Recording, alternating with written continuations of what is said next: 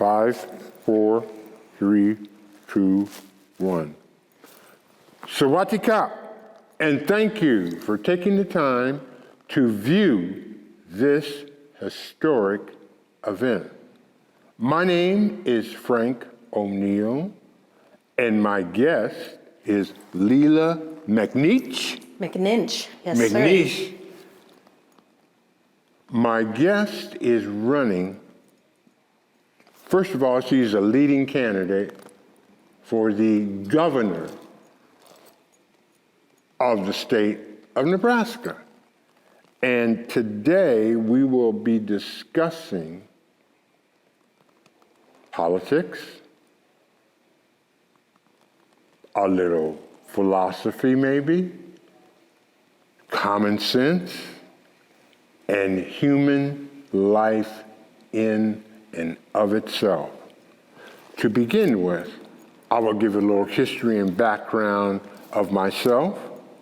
Then I will ask Lela to do the same. And so let me begin. My name is Frank S. O'Neill. I am Nebraska born and bred.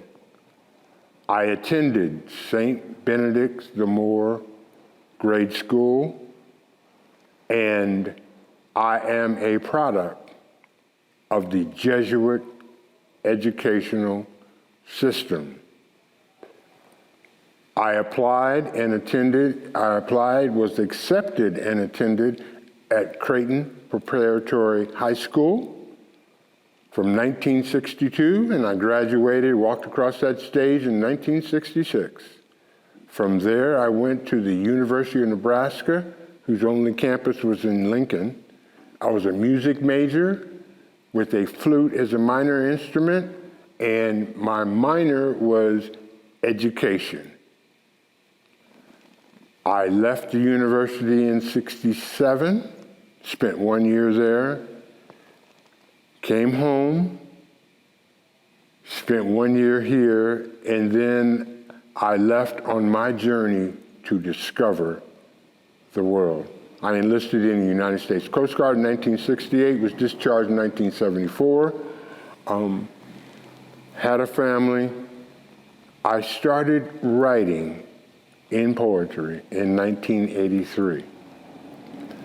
At the urging of my second wife, who was trying to prevent me from nagging her to death.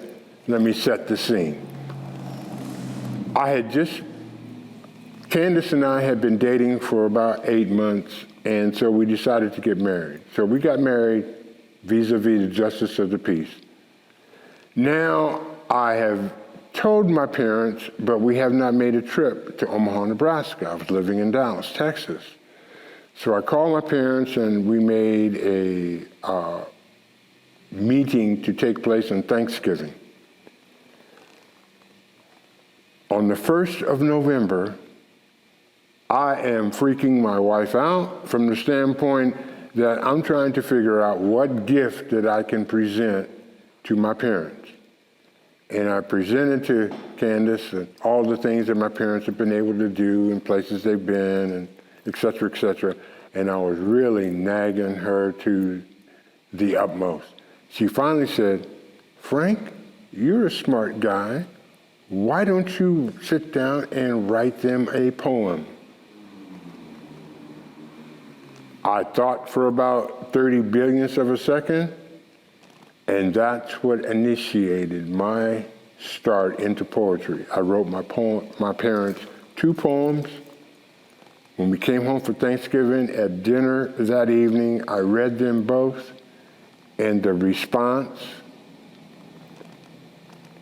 they were both crying and happy and so overwhelmed.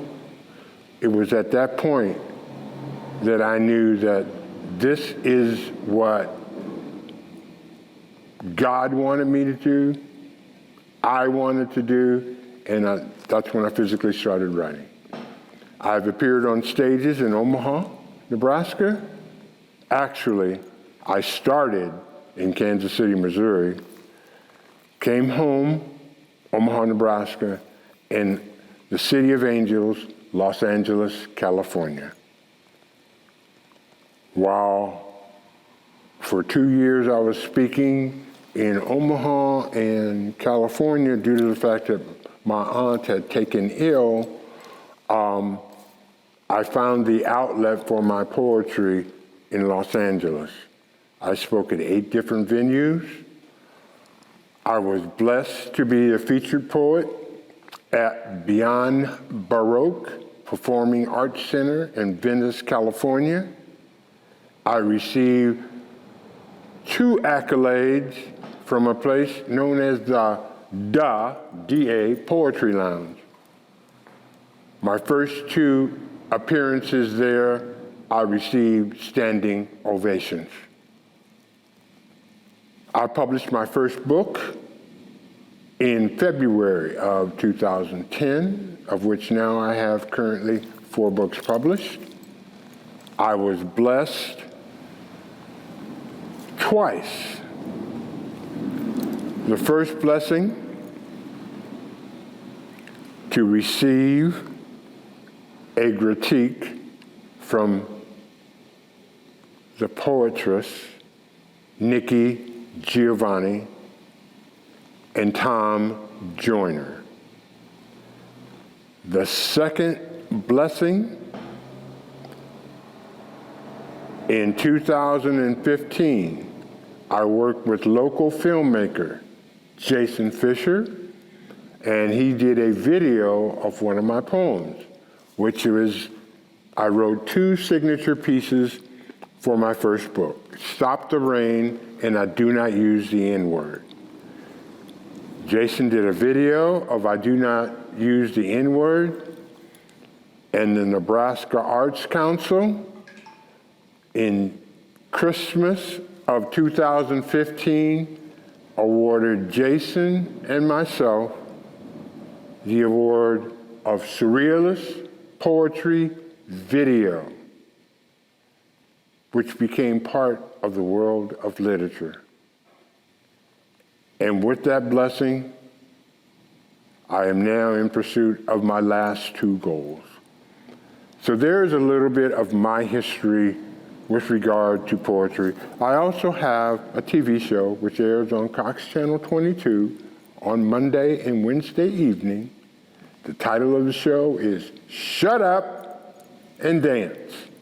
It is a show in which I use my surrealist poetry to make social commentary with regard to the moral, amoral, political, philosophical, religious, ethical, and social standing there within.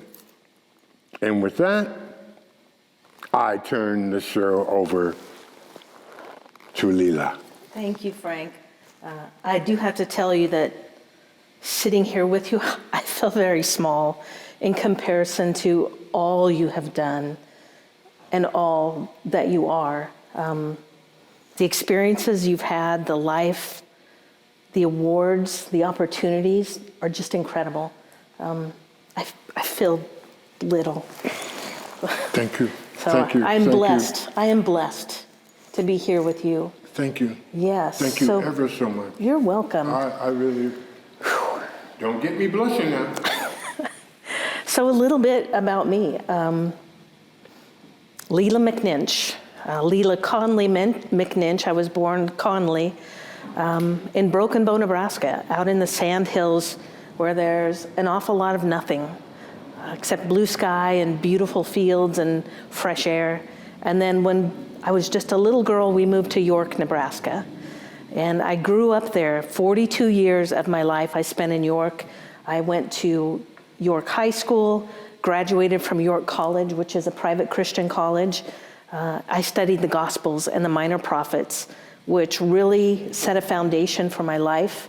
You know, I grew up in the Presbyterian church, but then attending York College, it just enhanced God for me and my belief system. Graduated from there and then went to the University of Nebraska at Kearney, where I just like you, went into school to be a music major. And I loved it. My instrument is the trumpet. Oh, okay. Which is, I love jazz and big band, and so it was music and vocal, and that was my focus and my passion. And my minor was social sciences. I was going to be a music teacher, but then I said, honestly, I couldn't get the music theory. I'm like, what? I don't get this. So I switched just to be, not to just to be an educator, to be a teacher, so that I could help children and influence children. And one of the reasons I chose that path is because when I was a little girl growing up, I was in first grade, and I remember working on math, and a teacher, I didn't get it, and a teacher said, "What's wrong with you? Are you retarded?" I'm 6 or 7 years old, and I'm thinking, I don't know, maybe I am. But all through my educational experiences, from elementary and middle school, and even in high school, when a teacher told me, you will never amount to anything. Don't waste your money going to college, and don't waste the teacher's time. See, that's the exact opposite with the Jesuit system, because the teacher takes the time, at least in my day, took the time to find out your base, and then within her curricula, expand that base, but motivates you in such a way that you're either going to do it or you're not going to do it.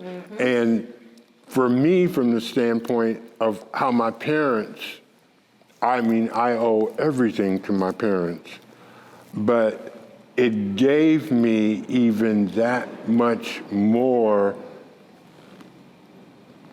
attitude and ability, and not to be afraid to say the word, I don't know, but I will know. Yes, I'll find the answer. So that was what I was up against. You're not enough, you're not good enough, you're not tall enough, you're not smart enough, you're not enough. And I said, you know what? Yes, I am. And I went to college despite what everybody said. And I did succeed, and I am a teacher. Within all of that time, I got married, had 3 beautiful daughters. And when you get married, you think, I'm gonna be successful in this. Well, it didn't work for me the first time. And so then I found myself as a single mom, which that comes with its own set of challenges as a single mom of 3 beautiful little girls. And I remarried. I thought, okay, I'll give this another shot. But when I remarried, I married a man who initially wasn't violent, but then became very violent and abusive, and choked me and tried to smash me with a shelf from the wall, and said, I'm gonna shoot you in the head and leave you in the field for the wild dogs to eat. And I said, I'm done, I don't need this. I can do this myself.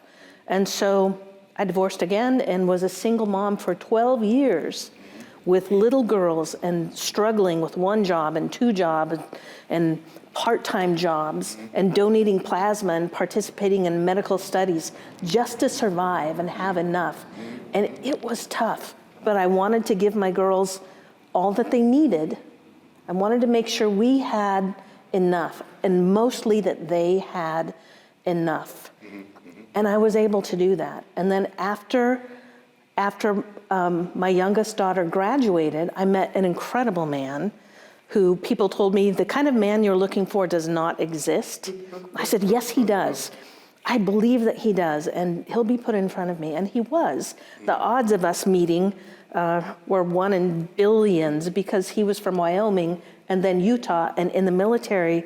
And just by happenstance, did we end up at the same spot at the same time. Wow. It was incredible. So that there's a greater power moving.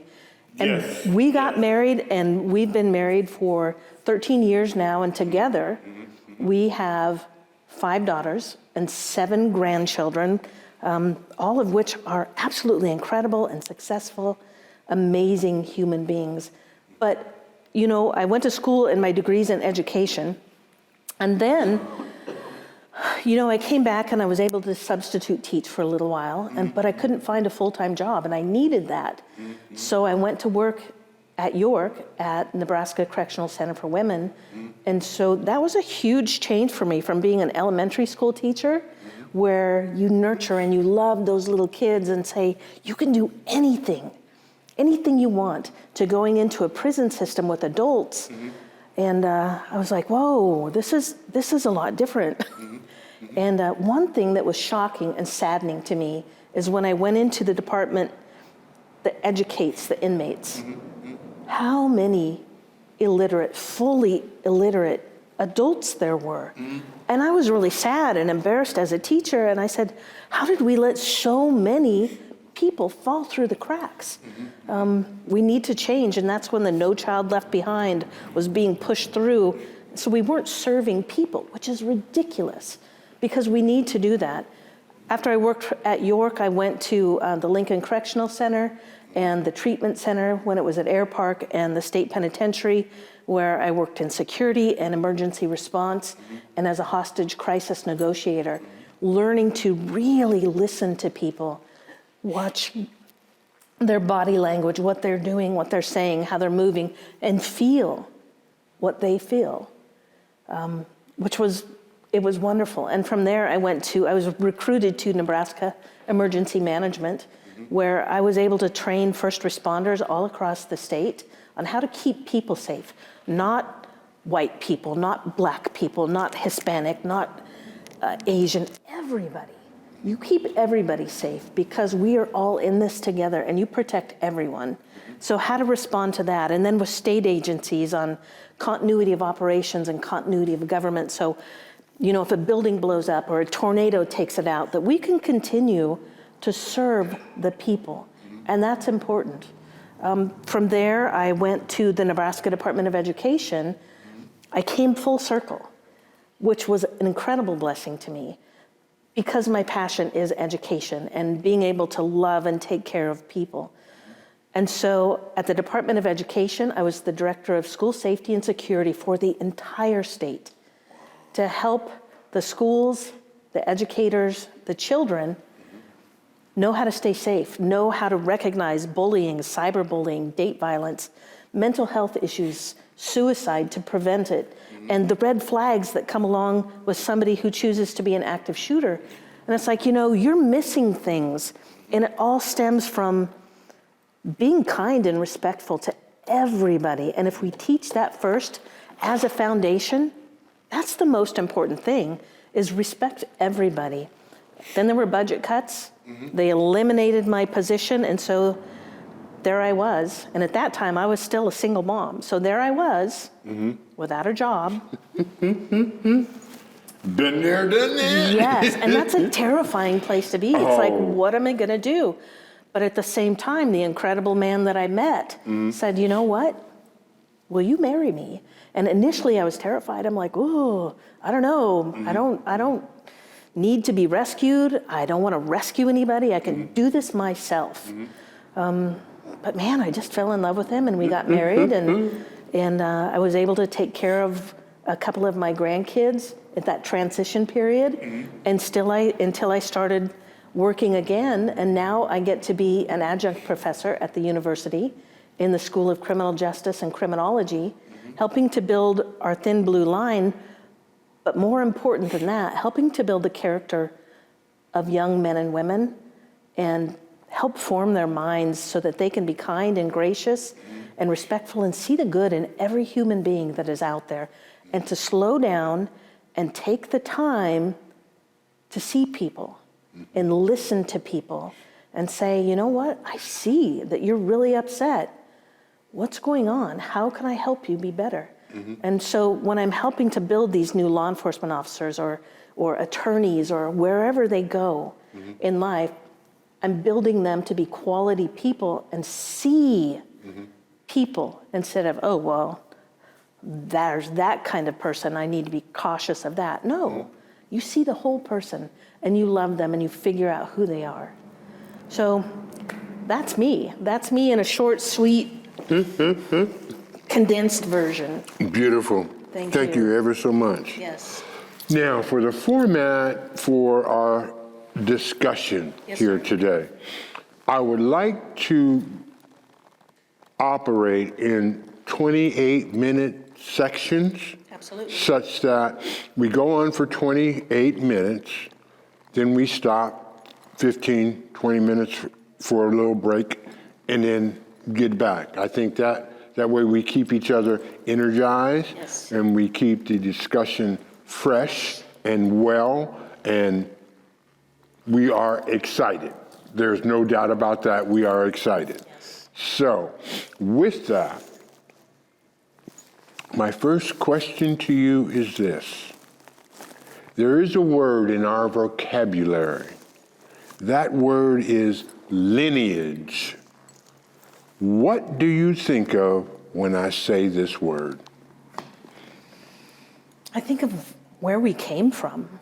If I look at my lineage, I can trace it back to Sweden, where my grandparents immigrated. They denounced the king of Sweden to come here through Ellis Island to land right here in Nebraska in the early 1800s. So my lineage is there first, and then from Ireland. So I'm Swedish and Irish. I'm sure there's other things mixed into that, but that lineage of who I am and the culture of what we've experienced coming from farmers from Sweden to Nebraska, and as Irishmen coming to the United States and being seen as second-class citizens, as Irishmen, and the challenges associated with that we had to push through, but also a pride and honor and hard work that was passed down. That's through my lineage, that you work hard. If you want more, you work more. You don't give up. You set your goals, you set your standards, and you achieve them, regardless of how hard it is, how much you struggle, and how much people say, you can't do it. You're not the right kind of person. You're not enough. You're just a woman. No. So my lineage is pride and honor and hard work, and you don't give up. So, you know, the women in our family have taken different roles since my great-great-great-grandparents have gotten here, but some of that still remains. I take care of my husband. I cook for him, I clean for him, I love him, I protect him, but he cares for me and loves me and protects me. And so it's that balance of culture and what is passed down. Okay. Next question. What is the value to man, or what value man has assessed to this word lineage? Oh, wow. Man, what I've seen in culture in Nebraska, and it's changed. It's changed from when I was a little girl to where I am now, and I've seen that change. The value of me as a woman has changed. Yes. From staying home barefoot and pregnant. Barefoot and pregnant to now. Yeah. And President of the United States. That's right. To President of the United States. And all of those things are there for me. They're there for you now, where 50 years ago, I'm 56, I'll be 57. I remember as a little girl, I didn't have those freedoms, those rights, those privileges, those expectations to advance myself. And that's what I see mankind looking at. Well, where did you come from?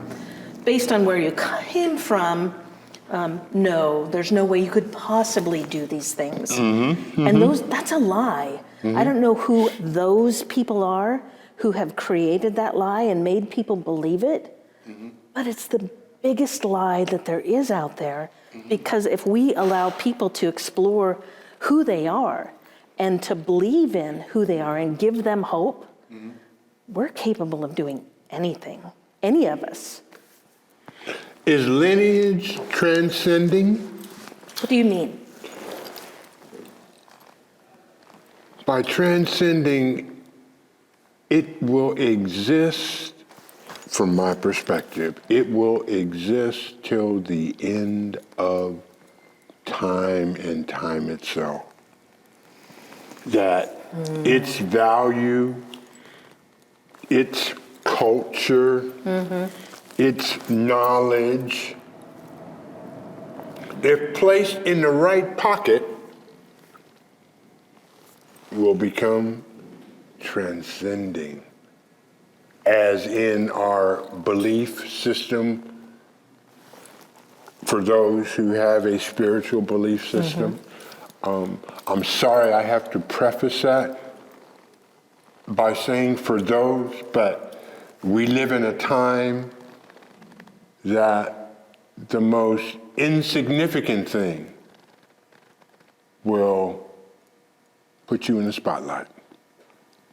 And in a sense, that's a good thing, but I see nothing but negative with regard to that particular aspect. So that's what I was meaning when I referred to transcending. Man wants to transcend himself. Man wants to live forever. It's part of our macho, so to speak. Yeah. However, that has got to fall by the wayside. It does. In some cases. It does. Because it then becomes the motivating force for, I hate to say it, the word control. And that, to me, is one of the worst aspects that man can portray upon himself and both his family and to the population around. So to answer your question, it is. We need to remember everything, every experience that humanity has experienced. Yes. Everything that we've been in, all of the wars, all of the slavery, all of the hate, all of the contentious actions. We need to remember all of that so it doesn't ever happen again. Yes. But we can't live in that spot. If we live there, it becomes stagnant and rotten, like the Dead Sea. Nothing lives in there. It's the Dead Sea because nothing comes in and nothing goes out. So we have to, those things that came in, we have to let them out so that we can grow and have life and just explode into the greatness that we are. We can't keep thinking, oh, well, I'm this. I'm just a woman. That's all I am. My only purpose is to have babies. No, I am more than that. I had my babies. There is greatness in me. And I see that. And I hope that I give hope to every woman out there, to every person out there, that it doesn't matter where you are, what situation you came from, what your lineage is, that if you see a dream, if you have a hope, you need to just do it. It might be scary. Use that fear as energy. The only way we fail is if we don't try. If we say, oh no, I'm not good enough. I can't do that. What will people think? Oh, I might be so embarrassed. Who cares? Do it anyway. Be true to yourself so that you can blossom. You can explode into that greatness and be the example for everybody. That's what's important. However, within your definition, there was one thing I'd like to point out to you. Yes. To be a child, from my opinion, you have to have the ability to dream. Yes. However, we have generations that I speculate do not know how to dream. I think you're right. Because of the environment that they were exposed to. And that, in and of itself, is a travesty. It is. It is a travesty. I'm going to start a phrase. And I would like for you to complete it. Okay. Okay? And here we go. I have seen the enemy, and the enemy is me. bravo. The most truest words that have ever been spoken in the human language. The admission. Yeah. I would say, as a kid growing up, we referred to ourselves, me, myself, and I. And that struggle goes on constantly, 24/7. It does. We doubt ourselves. We hate ourselves. We terrify ourselves. We hold ourselves down. We hold ourselves back out of fear because we are our enemies. We create that fear and that doubt. We have to get rid of it, and then we see the hope. We realize our greatness. Yes. Yeah. Okay.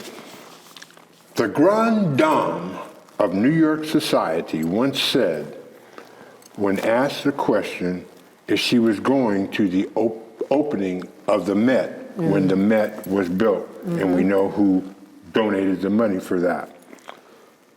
So the question to her was, are you going to the opening of the Met, darling?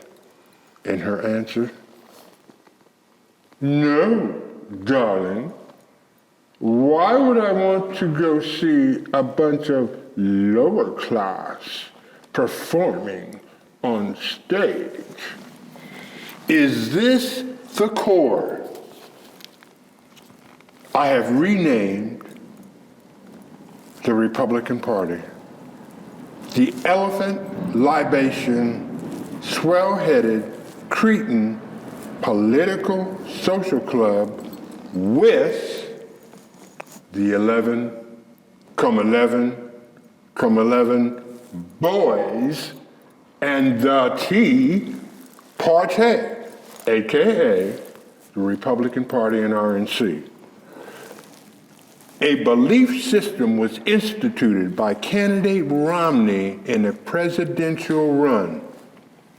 47% of this country's electorate are scum, poor, black folk,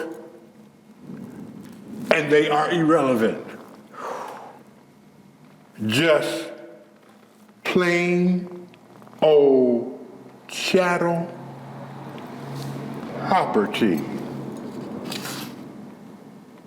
Is that your attitude? No. Is that the attitude of the Republican Party? That is not the attitude of my parents, of what I was taught, of what I believe at all. My belief, my attitude is there's greatness in all of us. I have seen an elitist group of individuals who exclude those who they feel are an equivalent to them. I have seen that. I have felt that. I experienced that. It's about who has the biggest war chest, who has the most money, who will serve us the best, who we can control, and who can be our puppet with the money that we have. I'm not that Republican. I am not. I am of the people. You heard what my life was like growing up. It was not sweet dreams. It was challenges. It was hard that I had to fight for myself. I am the Republican from the people and for the people because I have walked in your shoes. I have walked in so many shoes. I have struggled. I have been in poverty. I have enough. So There may be some elitist millionaire, I can control everything because I am superior. But then there's the rest of us who know, you know what? No, how dare you tell us what our value is, what our worth is? Because we are powerful beyond belief. And if we unite together, they lose all power and control. That's what I'm about. My Republican. I am the second house, the second voice of the people.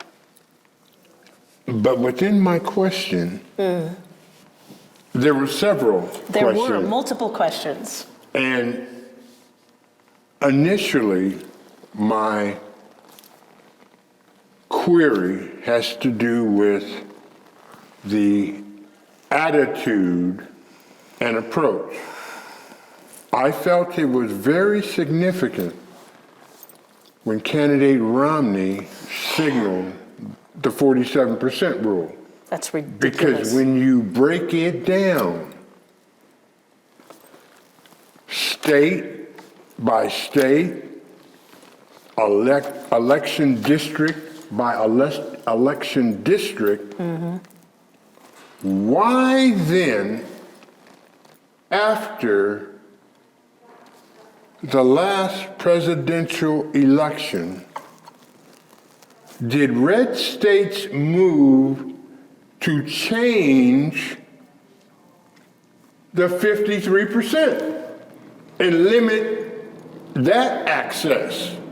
Because we know of, since son Bush served as president, the only father and son, son Bush said he will no longer speak in front of the NAACP. Romney says there ain't no such thing as 100% electorate, 47% should be eliminated, but your response after this election, party-wise, is to then limit the 53 that is there. So therefore, I have to re-ask the question, because the Republican Party is a top-down management design. Information flows from the bottom up. And there has not been one time in history at this point that the Republican Party has acknowledged anyone other than the privilege, the status quo, the chosen. Because what? They're linked to the monarchy. I never considered it that way. There is a direct link. The English coming from the crown, the control, the power that came with that. That's where the lineage came from. With one other word, the claim.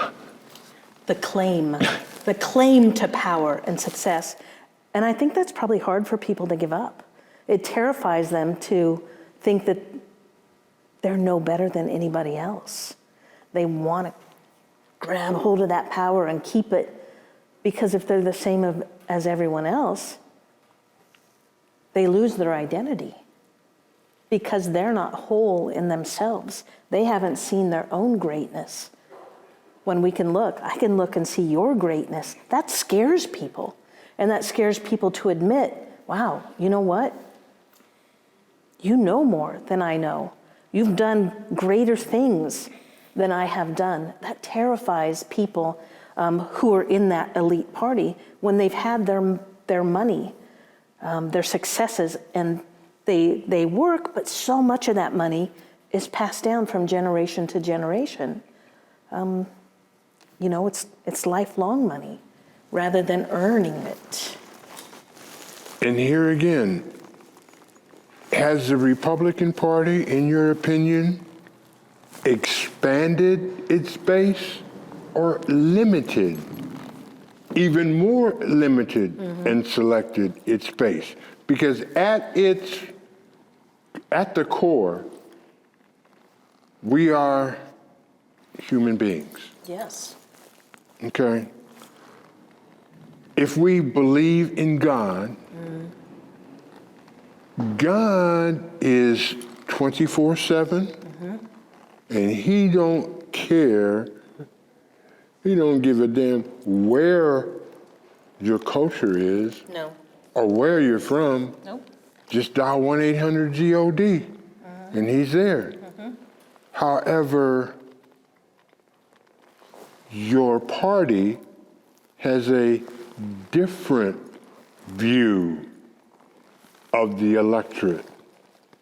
Why is that view that view? I don't know. Okay. It makes no sense to me. I don't know. That's my honest answer. I don't understand how those other people think. It's not how I think. Which brings me to this point. Yeah. If you are a revolutionary in thought process to the current,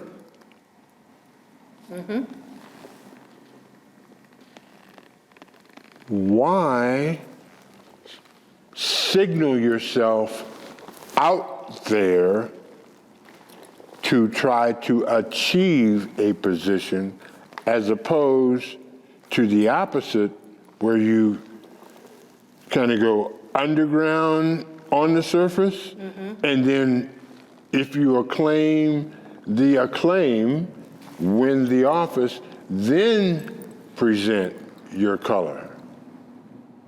Because I'm not afraid to show that to everybody. And it might be dangerous for me. It might be a risk. Very, very to me. dangerous in these times. It is. We can see during the election, secretaries of state and others of their rank who oversaw the counting of the votes were, I believe a couple were physically threatened, and or members of their family were directly threatened, to the point where a plot was put together to kidnap a governor of a state. Has your party become that ridiculous? I mean, That's fear. That's that fear that I talked about.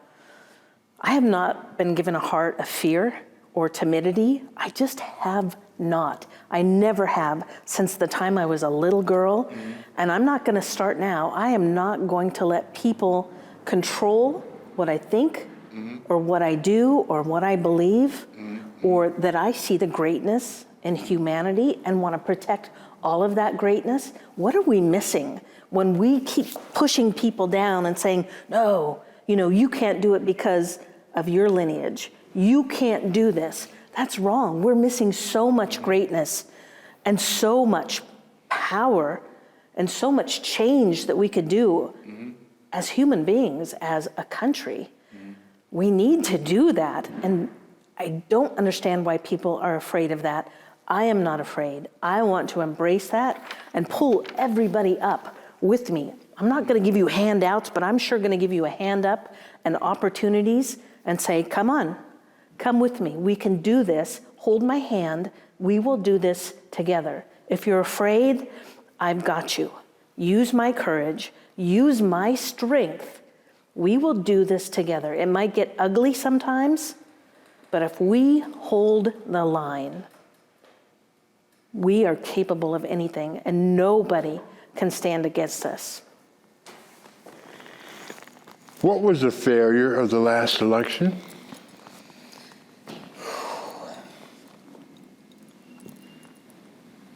Because your party portrays that. The last election was a failure. And I need somebody from the Republican Party that can explain that to me. Because There is fear and speculation. and it controls people.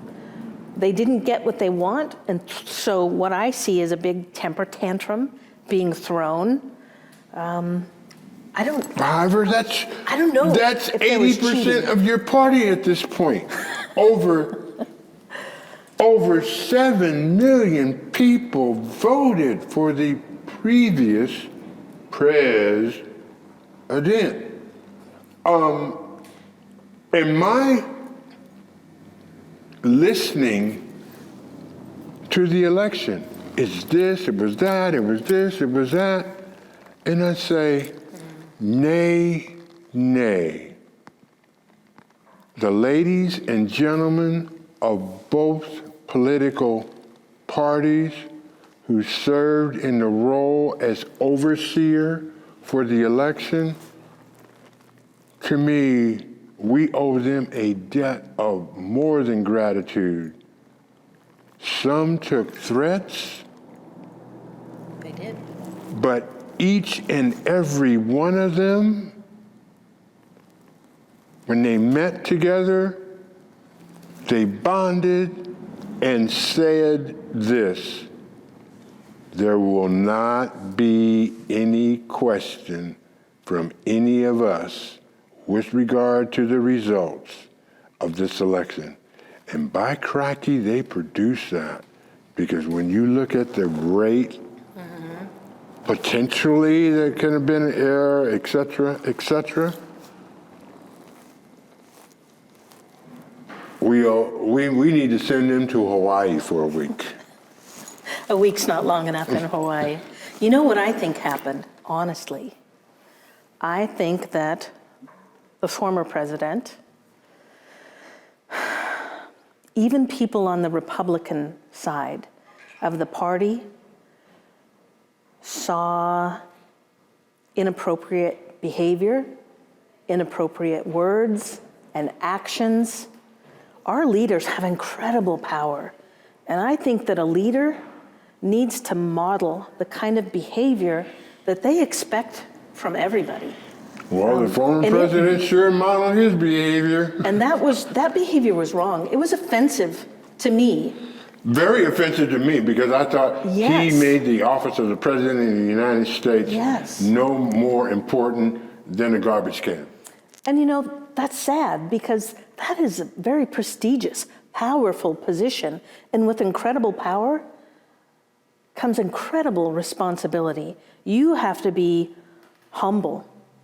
You have to be kind. You have to be respectful, have integrity. And all of that was missing. And Frank, I think that everybody saw that on both sides, whether you're Democrat or Republican.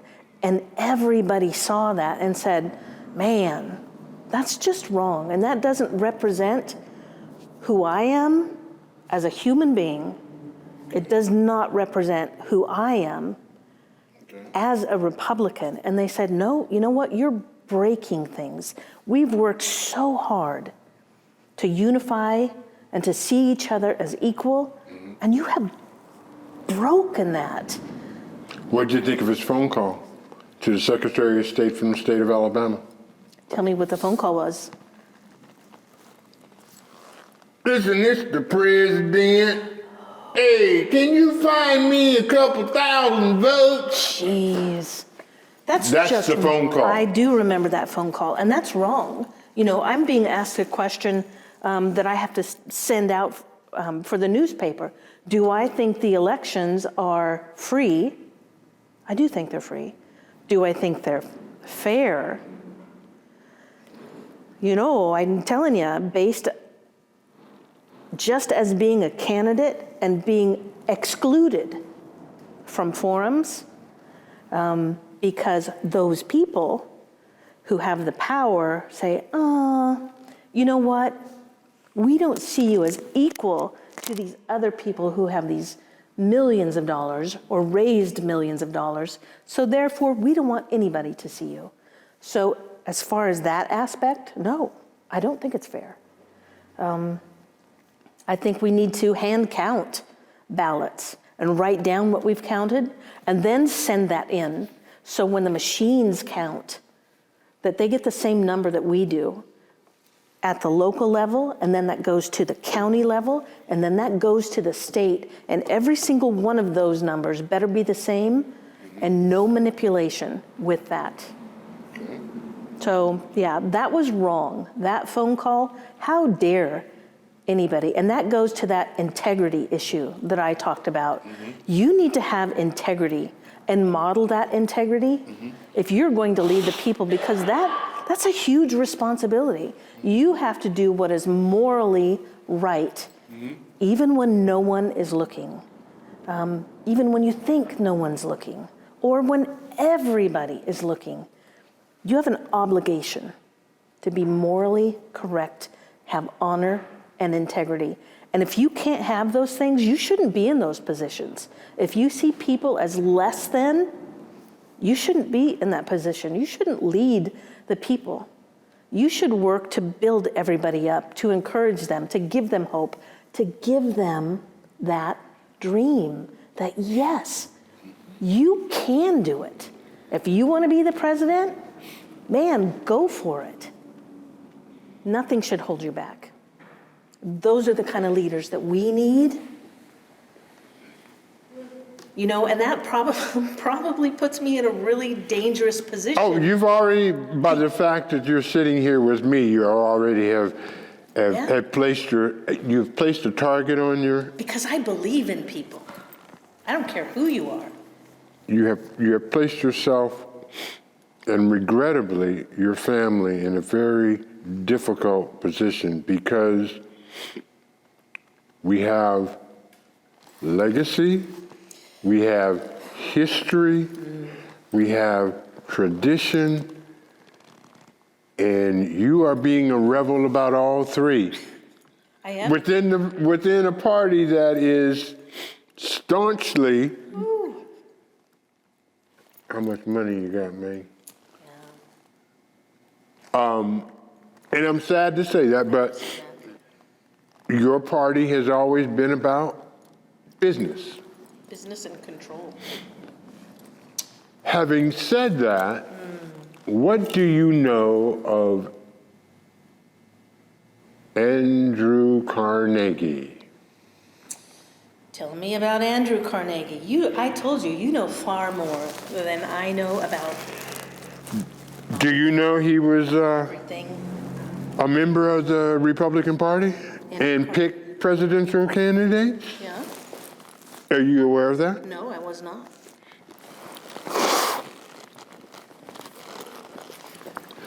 Well, I don't want to give a brush up, but I will say this about Mr. Carnegie. He was a member of the Republican Party. He created the backroom cigar scenario, because quite literally with the spirits, notice in my I said the elephant libation, with the spirits and a good Cuban cigar, we're gonna pick the next president of the United States of America. And that brings me to your party's history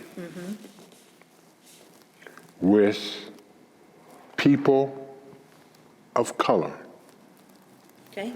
Because from 1609 to the present, 413 years, there's been a purge against black people. The first purge occurred in 1609.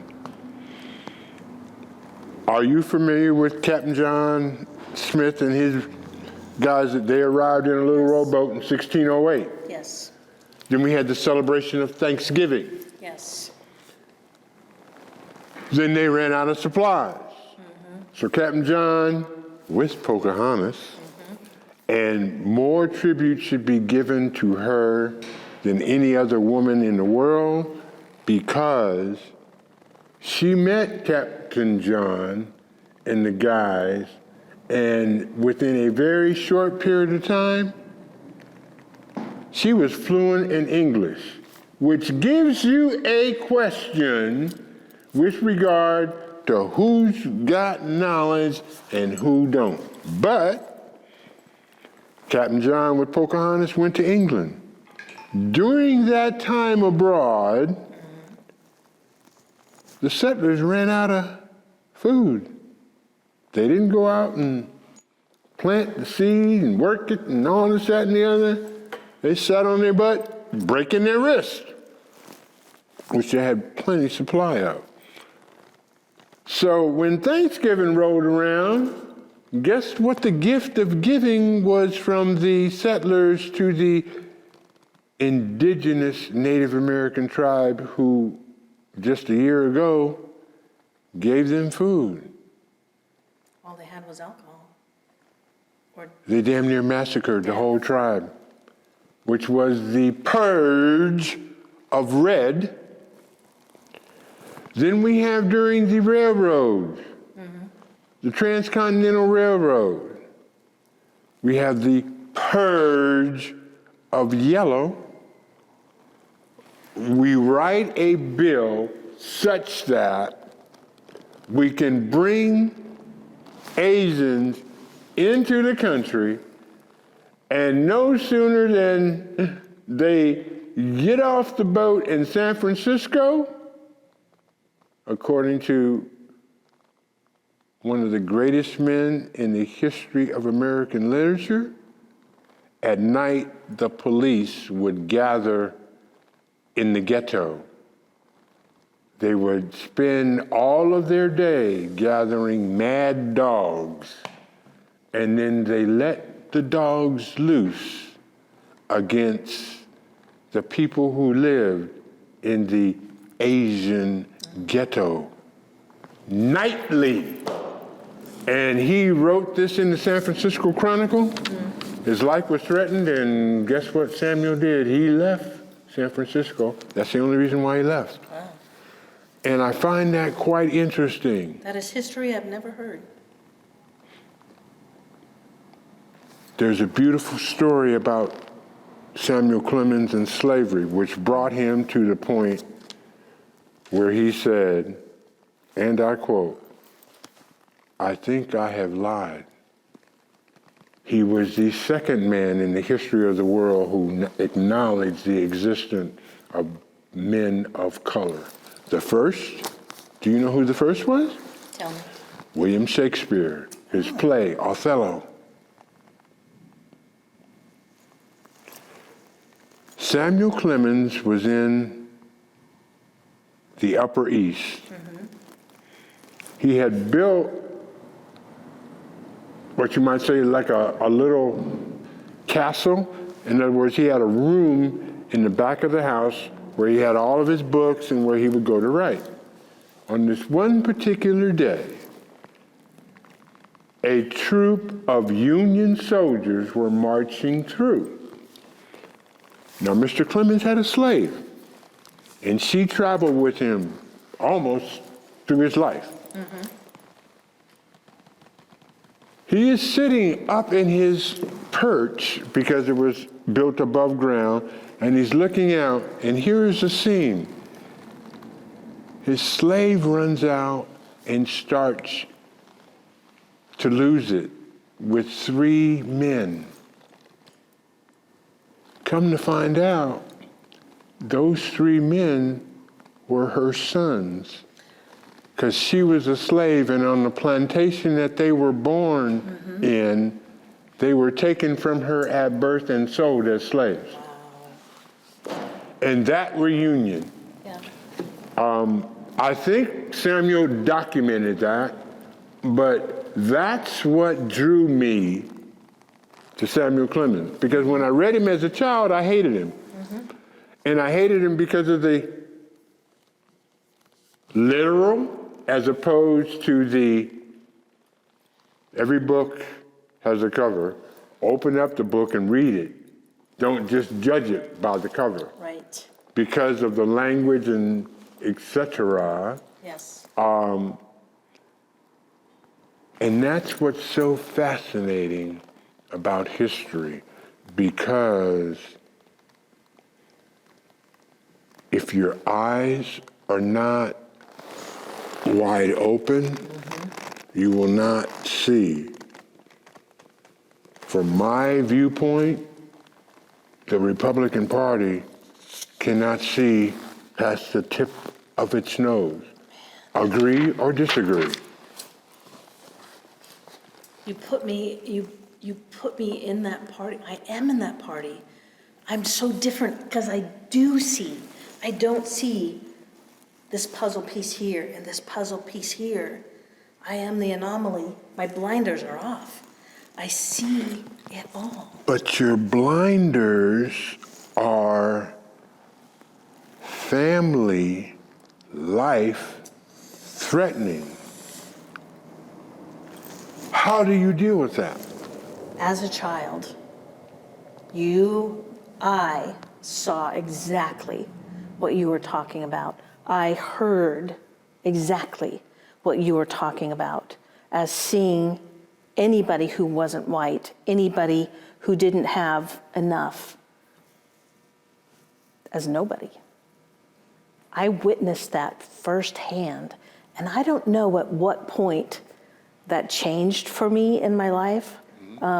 Maybe my mom, I was making fun of somebody as a little kid, and my mom saying, "Lela, you know that is somebody's mom, that is somebody's grandma, that is somebody's brother or sister or child. Would you like it if somebody treated your family like that?" I think that's the moment that my eyes were open, and I was really young, probably 6, 7. I was really young, and I'm like, oh, so my mom broke free from only seeing past her nose.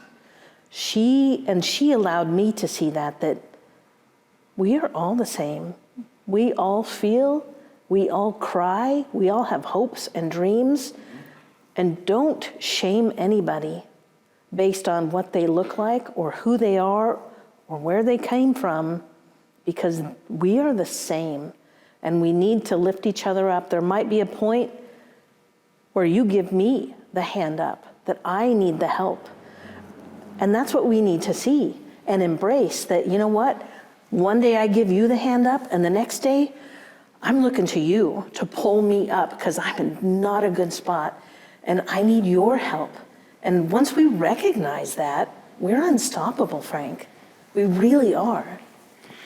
What is this pervasive attitude that the Republican Party has, especially to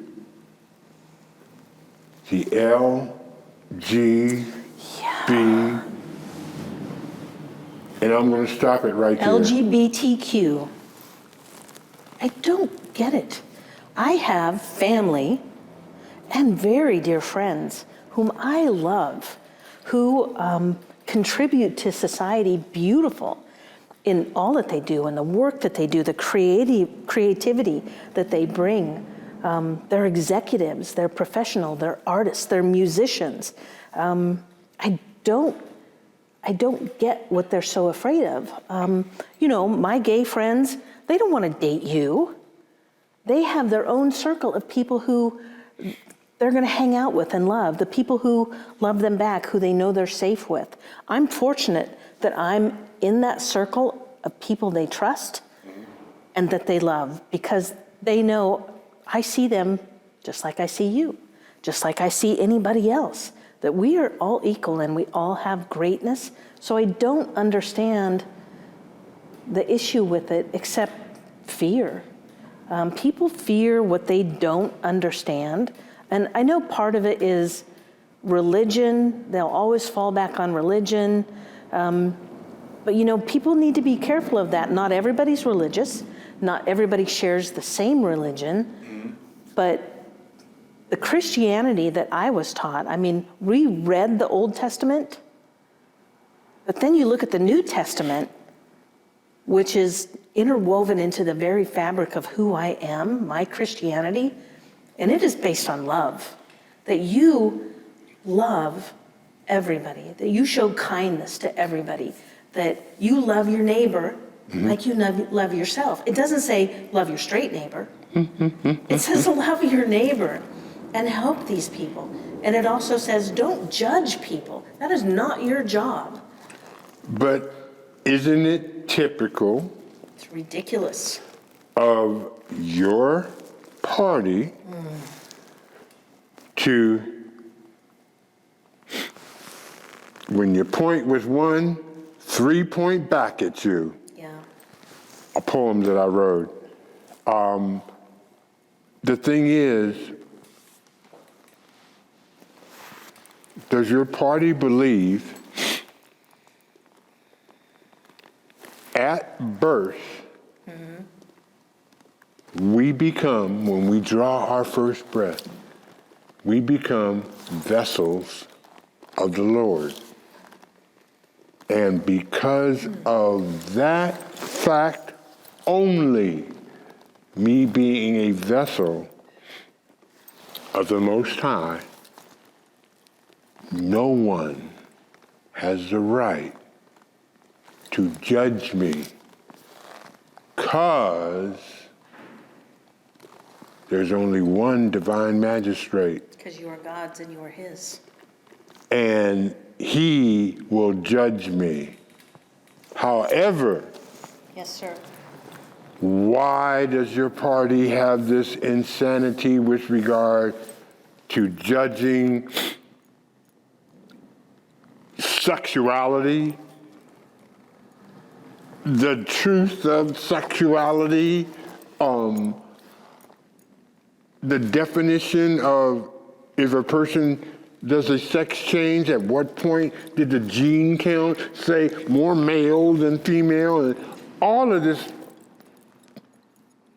It's just, that was the straw that broke the camel's back, which has caused me, beginning on the Ides of March, I will be doing on my Facebook page a posting with regard to my contempt for your party,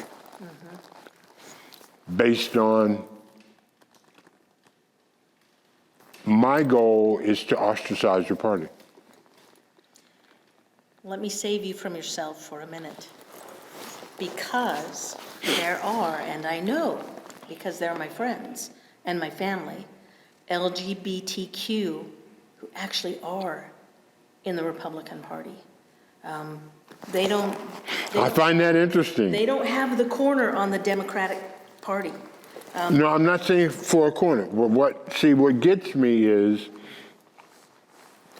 woman to woman, man to man. I can look at you. I can appreciate you. I, in a sense, can judge who you are, what you are, and all this, that, and the other. But at no point will I place you in the position to lose your face.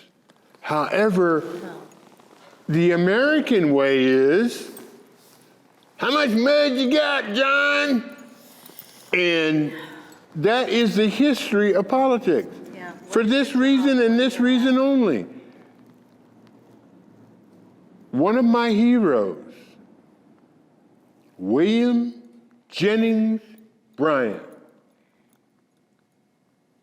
governor of the state of Nebraska, ran for president 3 times. He introduced the value at that time of the railroad in his political process. Just like now we use jet planes and helicopters. But back then all they had was a horse, a carriage, and a train. And this state, Nebraska, is unique, the most unique place on this earth. And I say that for this, both to you and to the audience.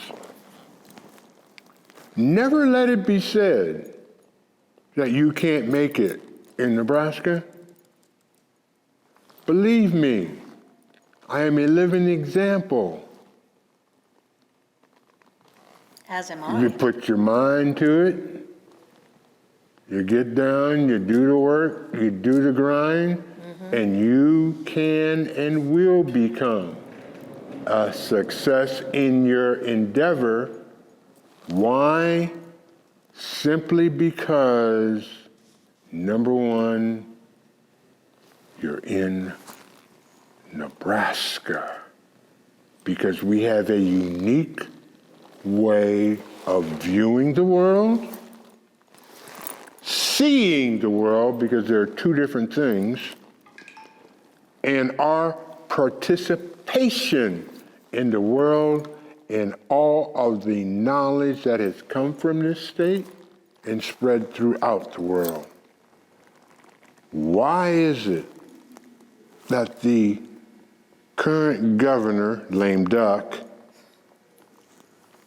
first praised by the former president, then vilified, and now supports who?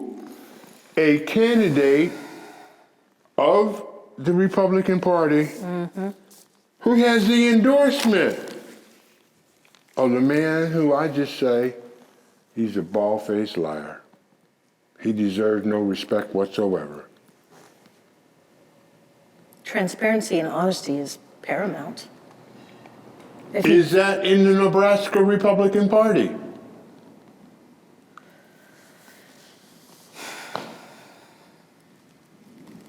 I hope to find it in me. I hope people see it in me. I hope I will. No, I don't just hope, I will tell the truth, even if it's the ugly truth, even if it's hard, even if it's terrifying, even if it makes people sick. I'm going to tell the truth. I'm going to share all of it and be totally transparent. I think people deserve that. I think they need to know things. We're smart. Every single one of us are smart. We can handle it. We live in Nebraska. You don't live in Nebraska and survive in Nebraska by being dumb. You have to know how to survive, how to live, how to take care of yourself, how to help others in order to survive together. I'm going to tell you everything. Everything. I think we deserve that. And that's about respect and about listening to you. And when you tell me, Lela, tell me about this, I'm not going to say, oh, well, you know, I can't tell you about that because, well, you know, you're just a black man. No, that's ridiculous. That's dumb. You are a man. You are a Nebraskan. You are an Omaha. You are my brother. We are here together as God's creation. You get to have everything that I have. And that's the way I see it. And that's me. Maybe I'm the new Republican. The Republican with her blinders off. The Republican that sees the value in all people. And what we're capable of if we hold hands and do this together instead of saying, no, you're not enough. Because we are. You are. I am. Everybody out here is. We can't be afraid of that. We can't be afraid that somebody will take our spot. Oh, well, maybe they'll look better than I do. Maybe they're smarter than I am. Yeah, I think it's been established that you're far smarter than I am. We have skills in different fields. There are things that I know that you don't know. Correct. But there's so much that you know that I don't know. And everybody has that. And we need to respect that and appreciate that and not look at it as, oh, well, I can't give you any more information because then not only will you have your knowledge, but you'll have my knowledge too, and then I won't be enough. Heck no. How much more could you do with everything I know plus what you have? Where could you launch everybody into greatness? What does that look like?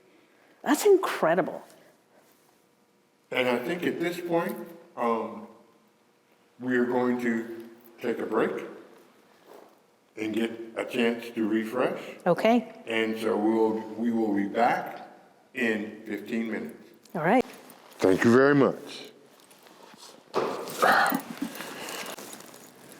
Is to step into somebody else's circle. You know, you don't see the other candidates doing that.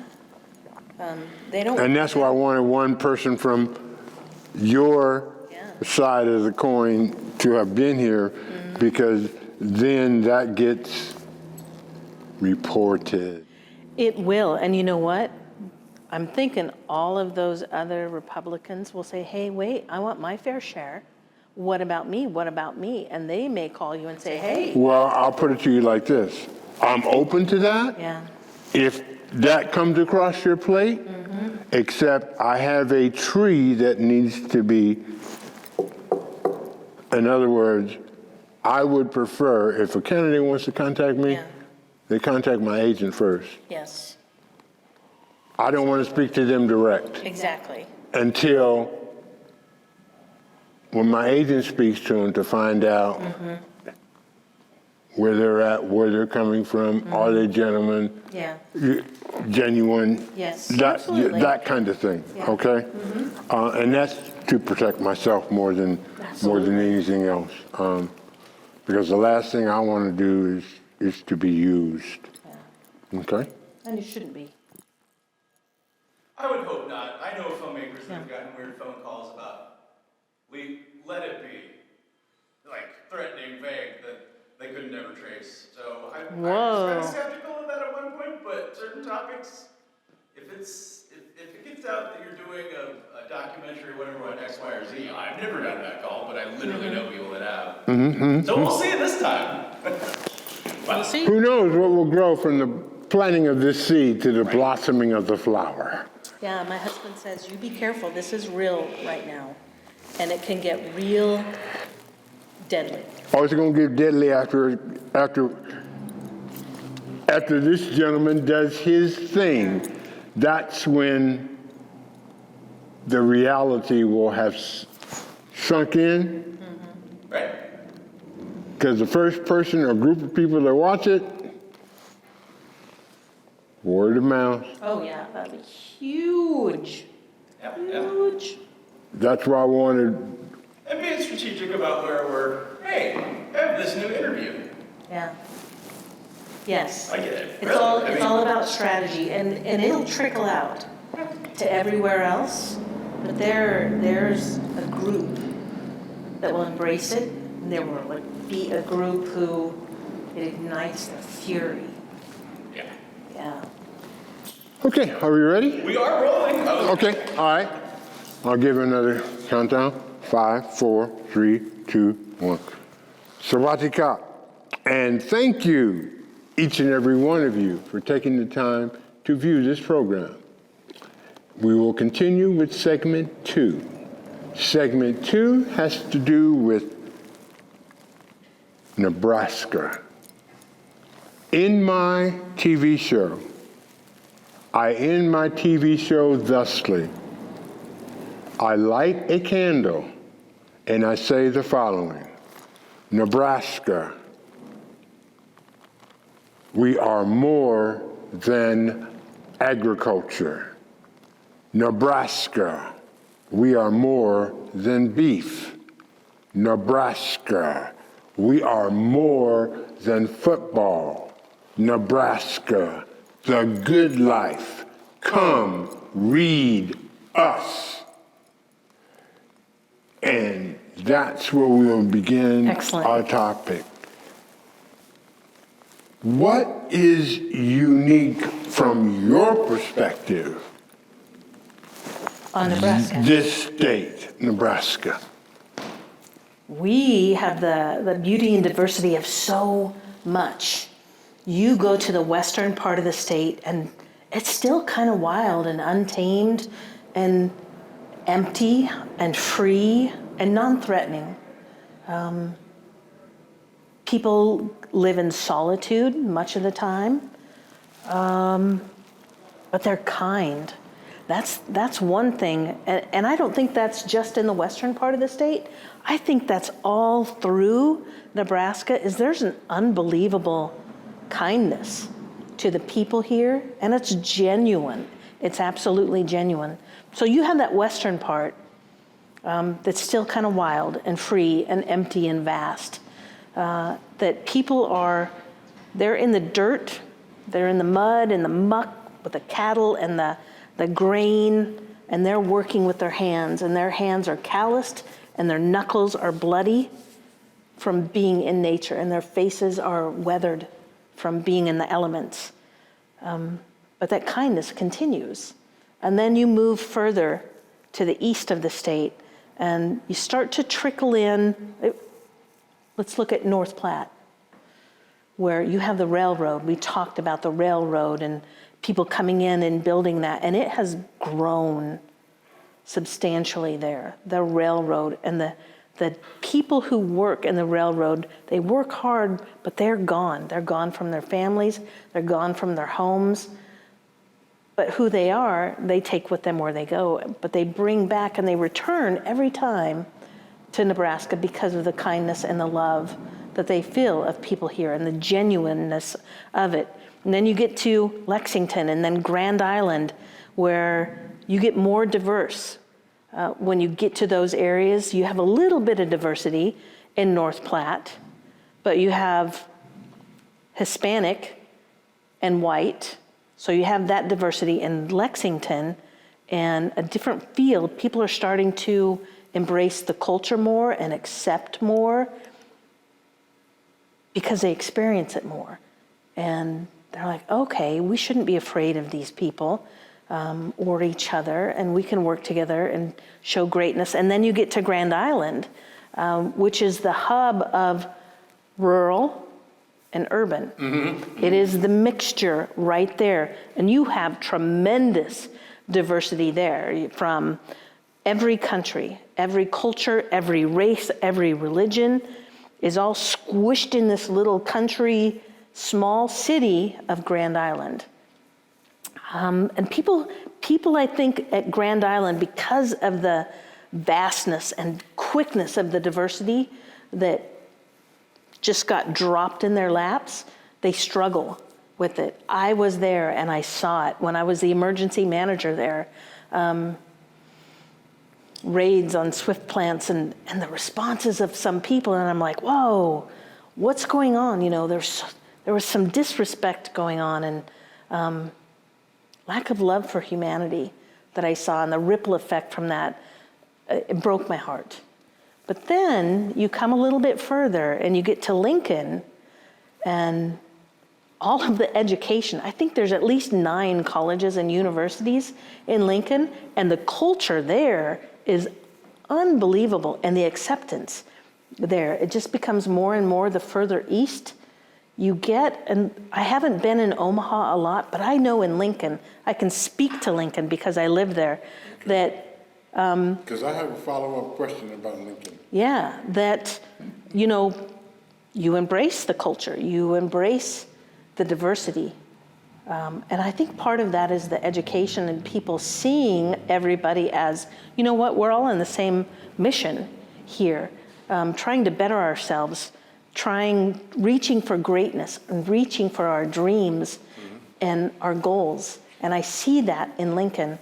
When I get to Omaha, you know, I only see a lot of what I see on the news, but there's so much industry and independent business and, you know, people seeing their hopes, seeing their dreams, and then making them happen. I mean, being right here at Hot Shops, being right here, and people seeing their dreams and believing in their hopes and their future and saying, yeah, you know what, we're just going to go for it. So I think in the Omaha area, you have an encouragement of believing in who you are and loving that. And people are starting to come out of their shells and help each other and give each other the hand up. You to me, I to you, saying, yeah, you know what? You explore and find yourself and find where you fit. And so, across the state, you may think you're one thing in the western part of the state. You are only agriculture. You are only cattle. That's all you are. But then as you come across the state, you get to grow and discover who you can be and who you want to be, and more acceptance of who you are, regardless of who you are, without a threat of being beat up because of your color, because of your gender, because of your identity. And I love that about us. Is that why Lincoln stole the Capitol from Central High in Omaha and took it down to Lincoln? It might be. For all this future recognition? That's right. They're like, oh, we want to be that. Did you hear the story of that? No, tell me. Omaha used to be the capital of Nebraska. I do know that, yes. And that capital was Central High School. At one time, there was a railroad that ran underground. And one of its stops, of course, quite naturally, the state capitol. One day, a man woke up. That night, a train pulled in to Central High. They stole all the records, put them on the train, took it back to Lincoln, and the next day pronounced, we are now the state capital of the state of Nebraska. That's how it moved from Omaha to Lincoln. And the reaction in Omaha was twofold. First, they were irate. Then they said, no, that's all right. Let them be. We're going to be the largest city in the state anyway, so who gives a rat thing? And Omaha is the biggest city. It's the biggest city with the vibrancy. And the diversity and the A big small town is what I call Omaha. It is, yeah. It's a big small town. Family is very important here. And there's some institutions here in Omaha that are mind-boggling. Specifically, I'm referring to the zoo. Henry Dorley Zoo. In some circles today, the greatest zoo in the world, San Diego. But guess what? Henry Dorley, in some surveys, is even more popular than San Diego. It is. Why? Not because I love the zoo in San Diego. Don't get me wrong. When I was in the service, I went there. But I was stationed at Balboa Naval Hospital, which is right next to the zoo. So I could literally walk off the base and walk onto the zoo property. Now the zoo property is huge. The blessing to me, I was in hospital corps school and I saw every exhibit in the San Diego Zoo, and that was awesome. But then there's Henry Dorley, and the changes and the growth that they have put in that place. That's why in some circles, they are rated higher than San Diego. It is beautiful. Which shows what? The creativity of the people in the know to do what they do day after day and make it relevant to the rest of the world. When I was a kid, my biggest fascination with Omaha My father was a chef cook on the Burlington Northern Railroad, which is now the only railroad. Hip, hip, hooray. But Omaha, to me, was the transportation hub of the country because you had trains coming in and out. The Union Station and Burlington Station were pumping. People, freight, commerce, grain. And that's the world that I was introduced to in Omaha. Mm-hmm. And now we have developed a creative community, has been created, not that I had anything to do with it, but it has been created such that, ladies and gentlemen, I can tell you, there is not a profession that you can seek without a knowledge base being right here in Nebraska. Mm-hmm. And if you look deep enough, you might see the forerunners of the idea for the conception of that business came from Nebraska. Nebraska. And that's the pride that I feel about being born and raised in Nebraska. I've always been the outsider whenever I go to another state. Mm-hmm. Why? Because I'm from Nebraska. Right. But when I was on tour in LA, I dress in this gear for a reason. But I was automatically an outsider. And then being a man of color made me even more so. But I earned my stripes for the length of time that I was there and for the people that I came across and the audience that I reached. And that cannot be taken away from us. If we can instill that pride, when the Nebraska football team hits the field, Lincoln is the largest city in the state. There's a reason. That's unity. There's a reason. That is unity right there. There is a reason. And we Nebraskans have taken that to its fullest. We have what? A unicameral. Only state that does. Unity. We have a different way of looking at people from the standpoint, we're hardworking base. Yes. And we appreciate that. And we are not afraid of the innate. Here's what I mean. I can get on a bus, any bus in this city. And what do I hear when passengers get off the bus? Not 100%, 80 to 95 will say, "Thank you, bus driver. Have a nice day." Thank you. No place else in the country, ladies and gentlemen, complimenting a bus driver. When I walk down the streets, as a child growing up, the stockyards were going full bore. You would see people dressed in cowboy gear,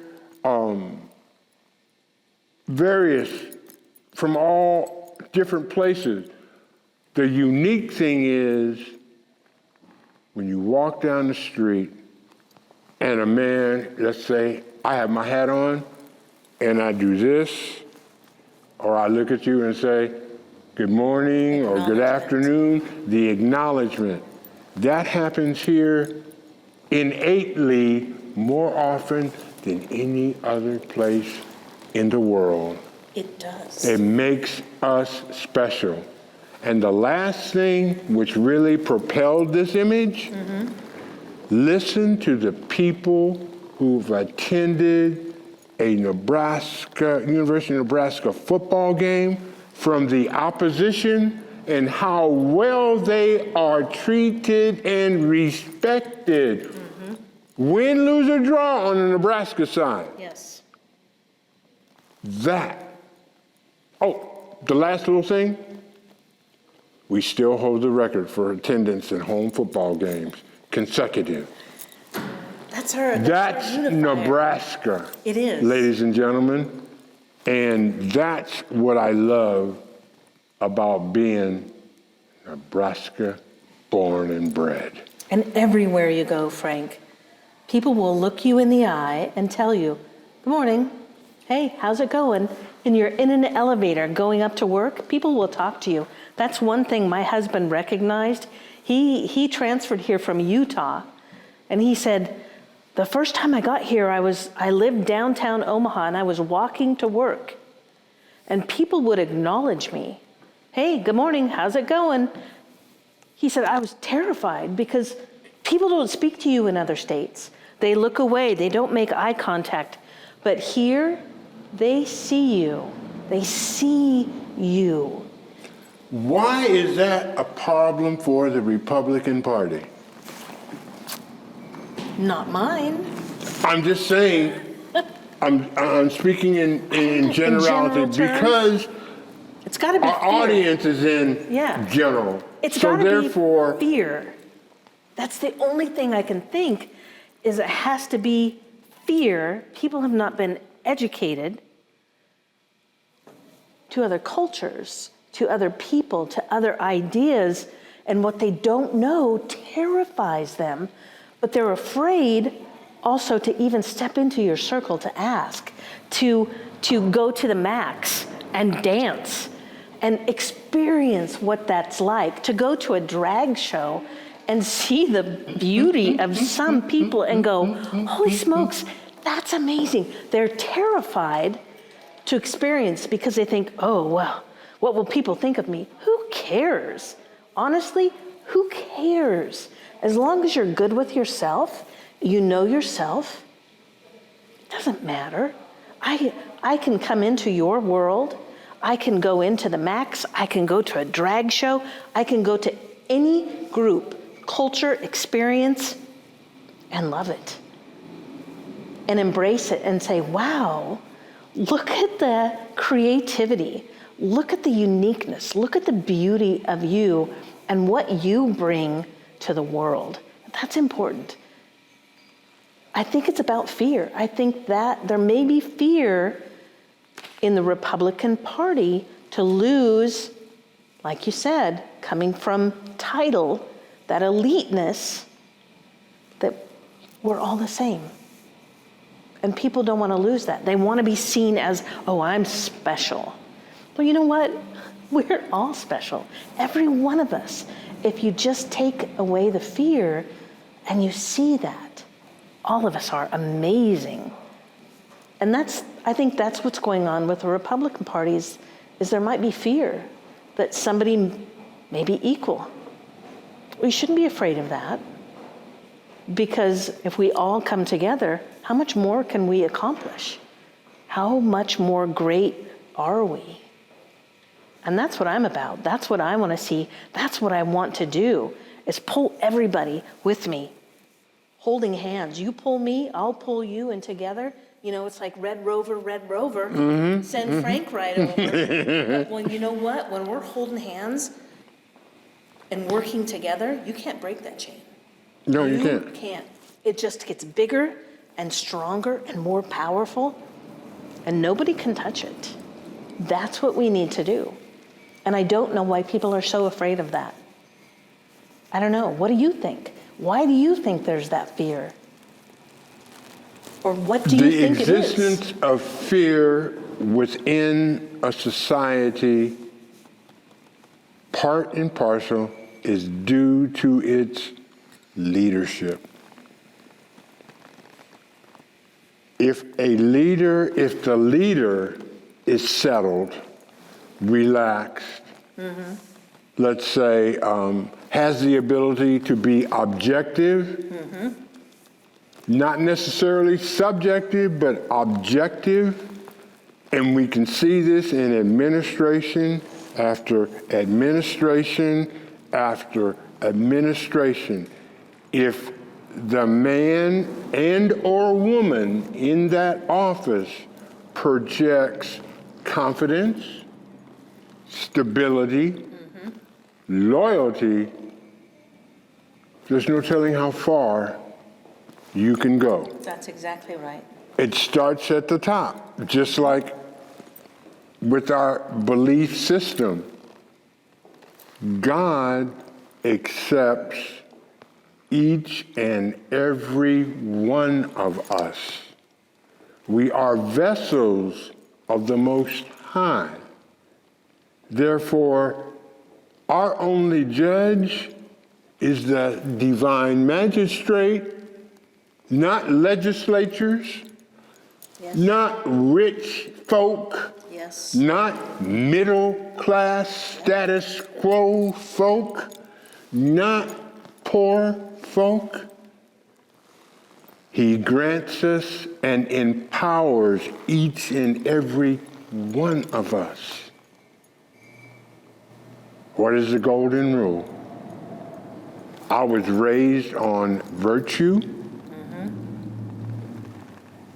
and that's the direction I see could enable us to say, hello, how are you? Hey. How you doing today? Yeah. But that's ingrained here in Nebraska, ladies and gentlemen. It is. Ingrained. And that's what we need to try to get to. We first have to deal with the four-letter word identified by Franklin Delano Roosevelt. The only thing we have to fear Is fear itself. And that is our problem, because there are people on both sides. By both sides, I mean Democratic side Yep. and the Republican side, who exacerbate that four-letter word. And that is the crime of our existence, that we cannot and will not let someone lead us down that path. And the media is brutal and pouring fuel on that fire. But who Separate us and create Who that. owns a TV station? Who owns a radio station? Someone with big money. And therein lies the evil. You can serve God or you can serve money. I mean, it says it right there. Money walks and bovine feces talk is the correct way that we can say that on the air. And what is so true uniformly is our attraction to the accumulation of dead presidents. Because the accumulation of dead presidents places, quote unquote, in a higher place. Ladies and gentlemen, let me tell you this story. It is from whence you come, as opposed to the story and accumulation of money. And what I mean by that is, if your family had money in the past, you're there. If your family gains money in the future, you may be or you may not be, because of the lineage. When you follow the flow, look to the lineage first, because that's who the big depositories are, and always will be. History, tradition. Which brings me to this point. That controls the future. Who has the right to shut down the government? Political party or people? The people should. The people, it's meant that the people, you and I, have control. If it's broken, we can say, no, no, no. This needs to end. It needs to stop now. You are too big, too powerful. You are egocentric. And it's no longer about the people. It's about you. And that needs to stop. I serve the people. Which brings me to this point. Do you recall in our congressional history that Congress used to have to vote for a raise? Do you recall when that changed? No, I was probably pretty little. When? That is a modern change. Really? Up until the presidency of Ronald Reagan, Congress uniformly and very timidly would then ask for a raise. Congressmen and senators don't ask for raises anymore. It's locked in. No, it's automatic. It's automatic. We had this thing called customer satisfaction. And when you go to do business, what is your customer satisfaction? What is the customer satisfaction of the Congress of the United States of America currently? I don't think it's very good. I think it's right there with the president, which is not satisfied. It's double figures below 10. That's pretty If you can bad. figure that answer out, which goes to show there is a trend that has been going on in this country where politicians have identified themselves not by party, but by, my name is John, vote for me.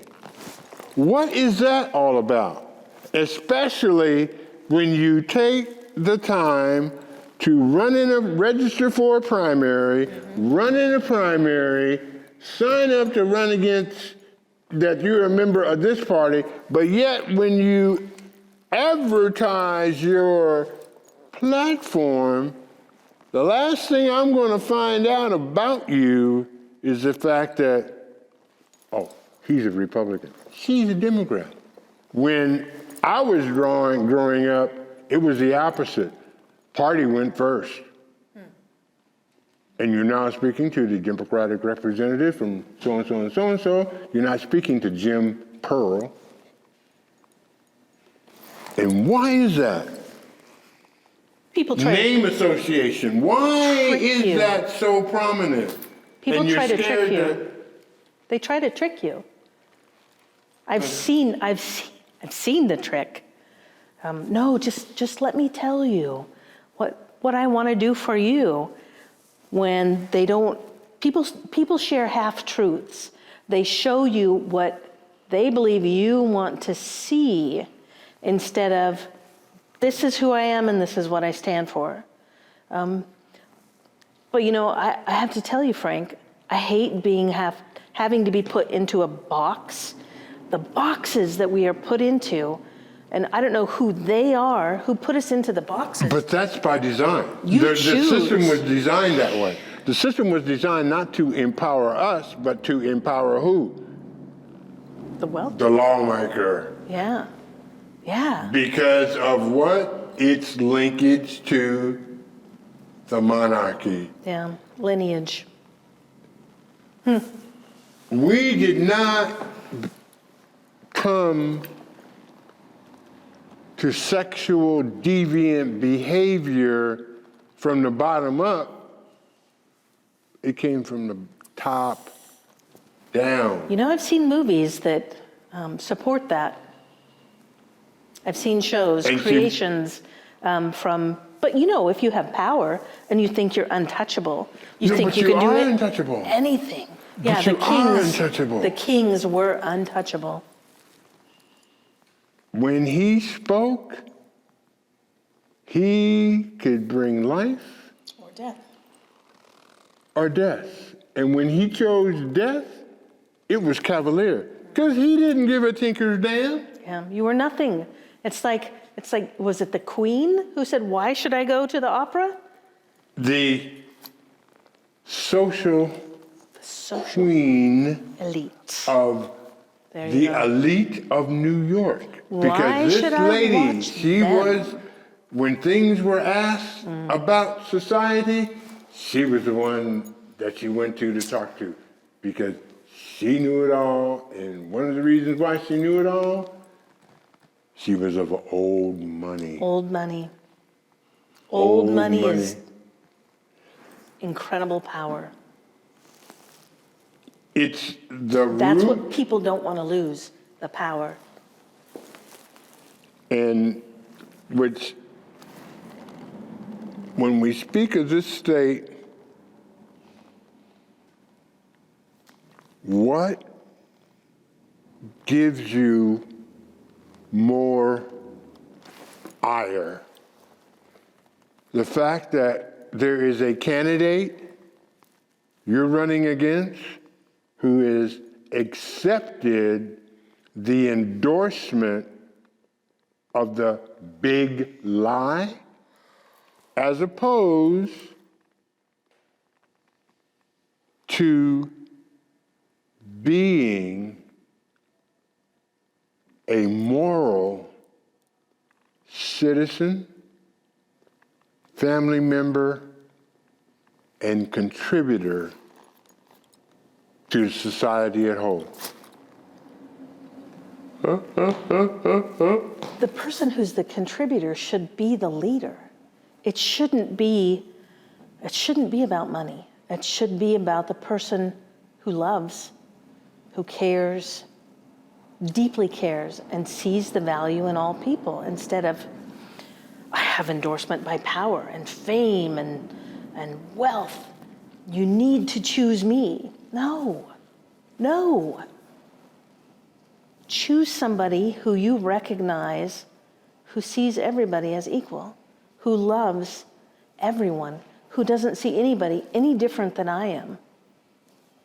We're the same. We have value. We have hope. We have dreams. We have credibility. We have strength. You can't give that up. Don't let people steal that from you based on that old money. Don't do it. They're lies. They are lies that people have told others for centuries. That you're not enough, you don't have the money, you're not enough. That's a lie. We have to break from that lie. But people say, no, sorry, Frank, you can't do it because, you're a black man. That's a lie. Anybody who tells you that, anybody who says that I'm a white woman, that my whiteness is trying to hold you down, that's a lie. Don't believe those lies. It's not the color that is trying to hold you down. It's the other people who might have that power who are in fear of losing it. But it's not me. It's not me. And there are hundreds of thousands just like me who will hold your hand too, who will embrace you, who say, you know what, be great. Make all of us better. Make Nebraska better with the greatness of who you are. But everybody needs to stop believing the lies that we're not enough. Everybody needs to stop believing that. Whether you're LGBTQ or whether you're any other color. Don't believe the lies. Interesting that you say that, because you are a member of a political group that thinks differently. We now live in a time to where, because of what you think, physical harm can come to you, your family, and your friends. how do you balance, because your position will definitely put you right in Harm's the way. target zone or harm's way. I'm already walking that road. I've walked that road for a number of years.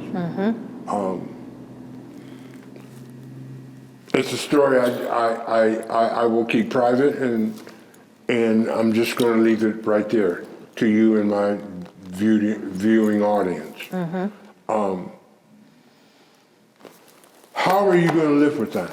And how do you justify then to your family? Yeah. Because I know your family has concern. How They do. do you justify that? They do. You know, my family has said, they told me, "Oh, please don't do this because it's not just about you." They look at all of us. We will be the target of everyone. It could cost us everything. There are things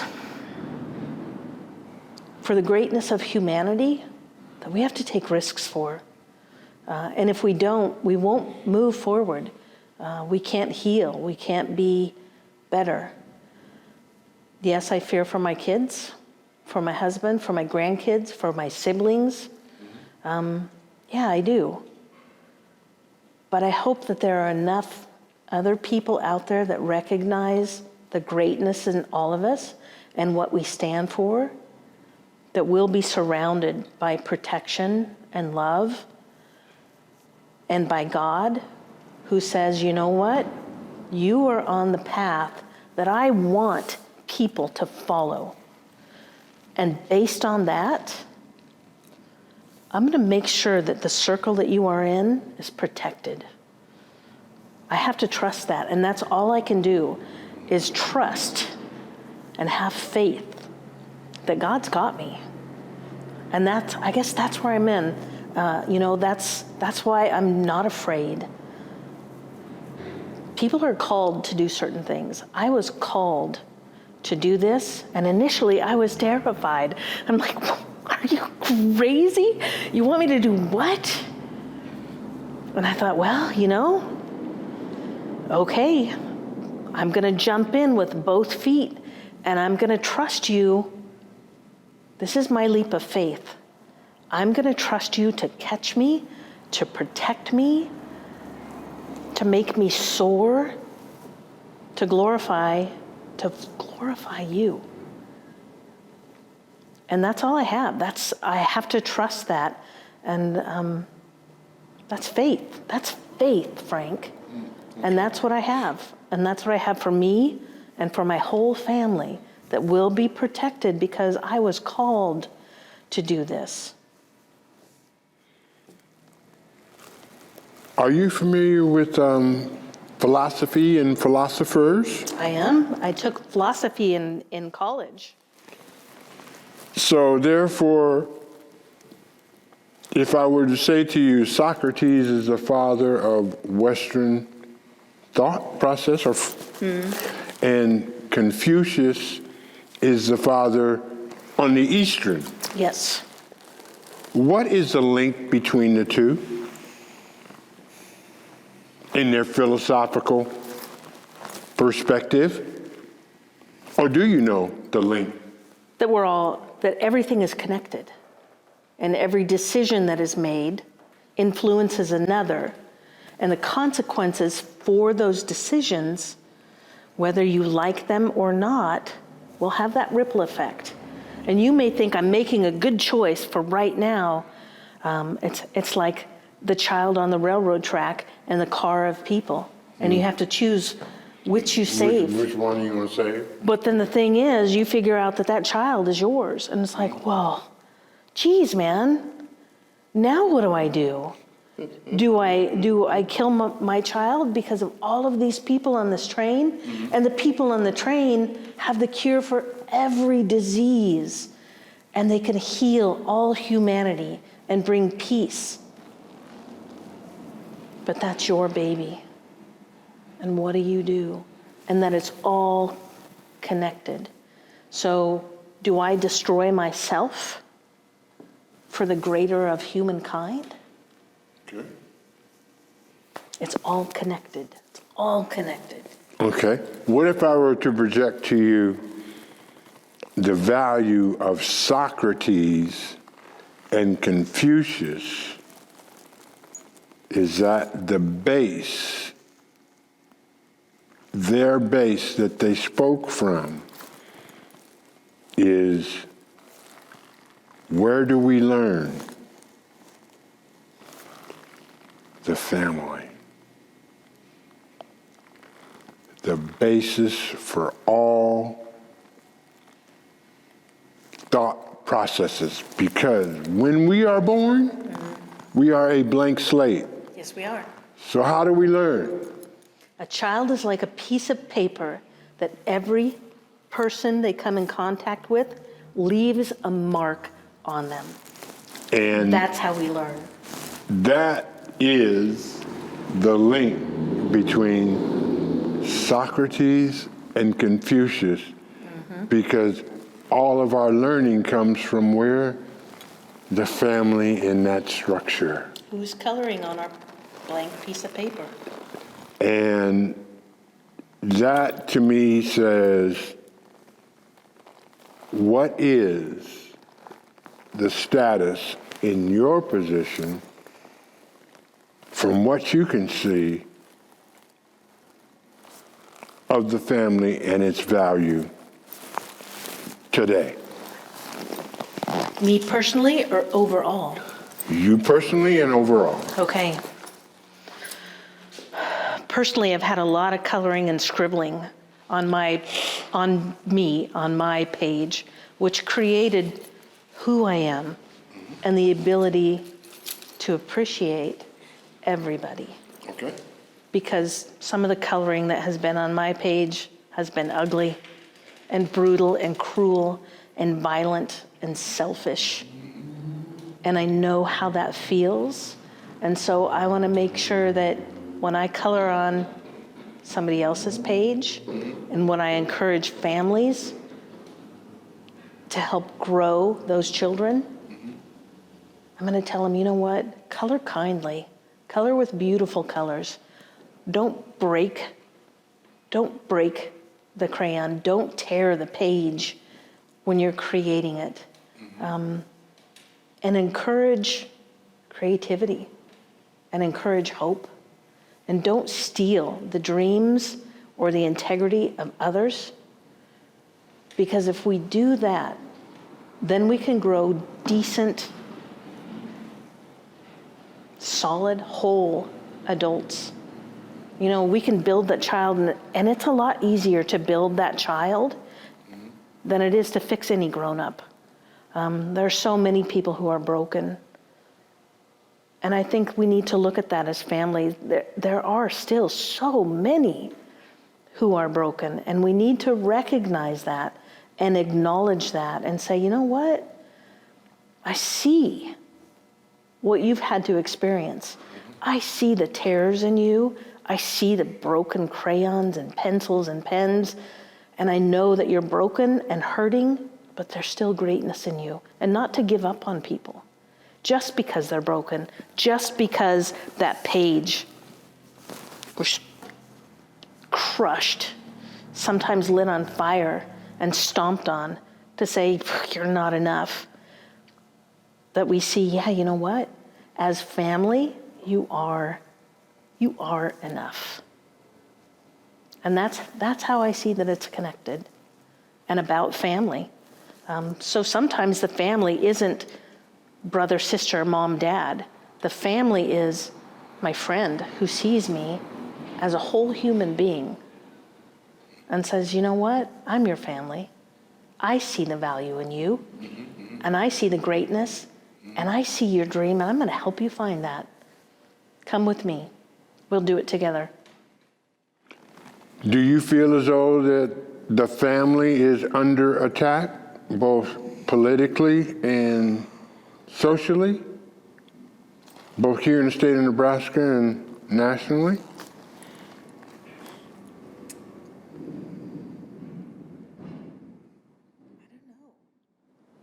I think partly,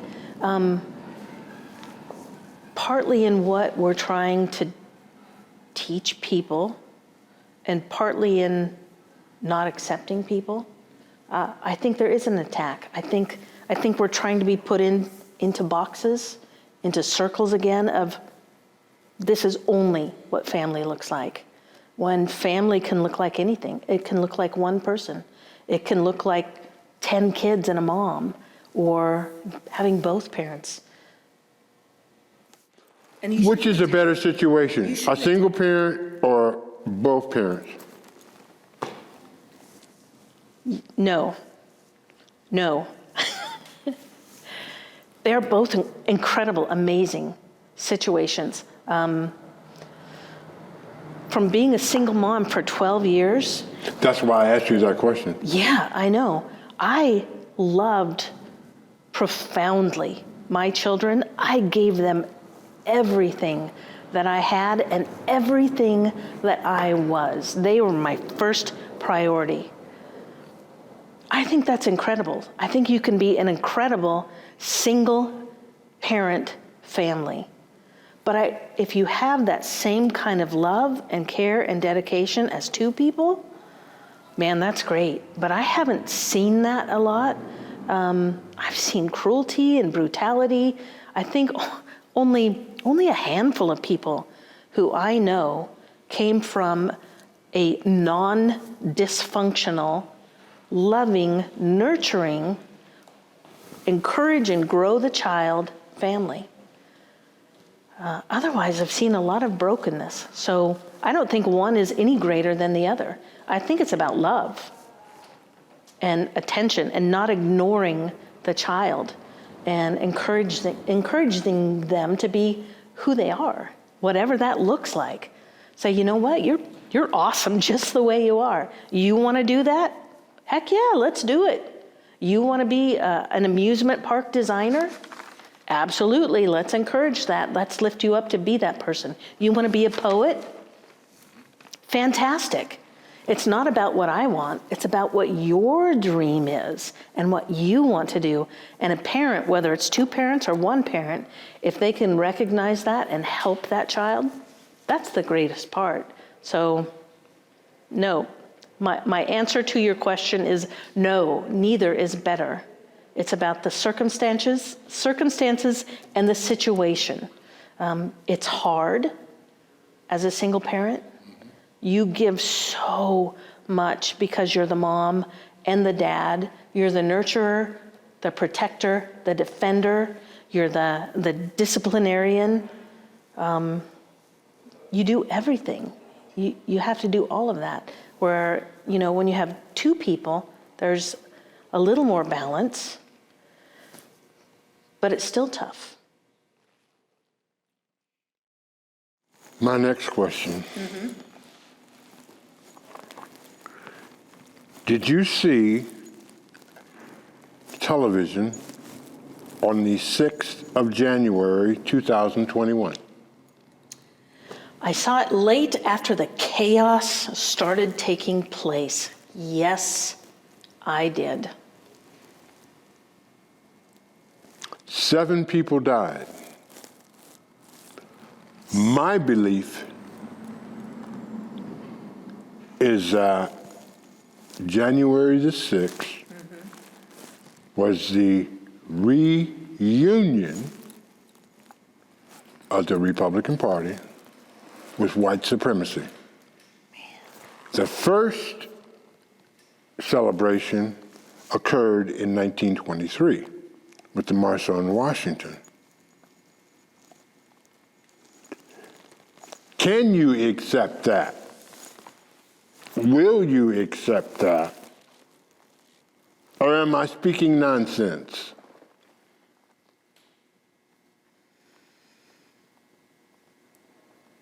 I would need to do more research. Okay. I need to do the research of the past. I saw who the president was and how And who is he? how he broke. And who is he? Who was the former president of the United States? A businessman and not a leader. There's a difference. A leader embraces all people and sees all people equally. Then there are people who want power and control and money, and there's a difference. Okay.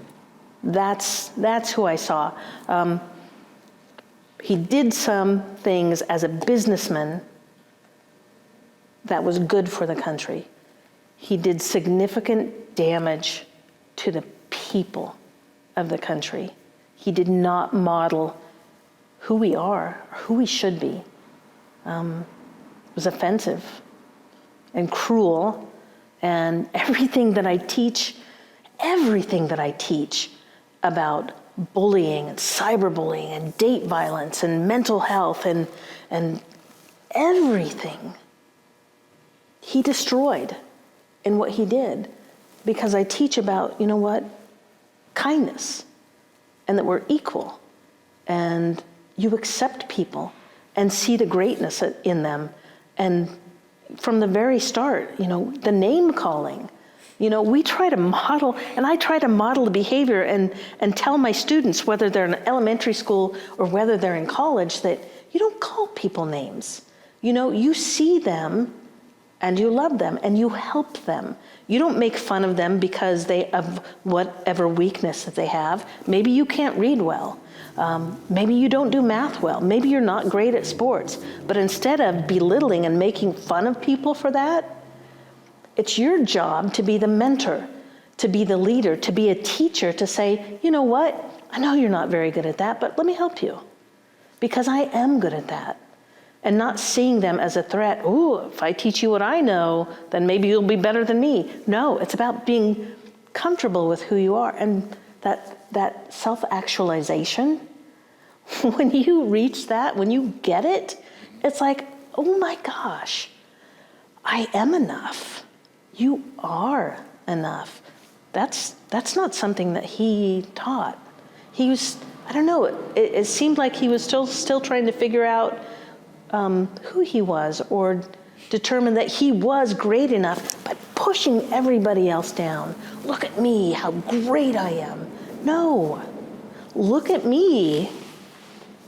Look at me, how great I am, because I'm going to bring you all with me. That's what it's about. That's what a leader is, and that's not what I saw.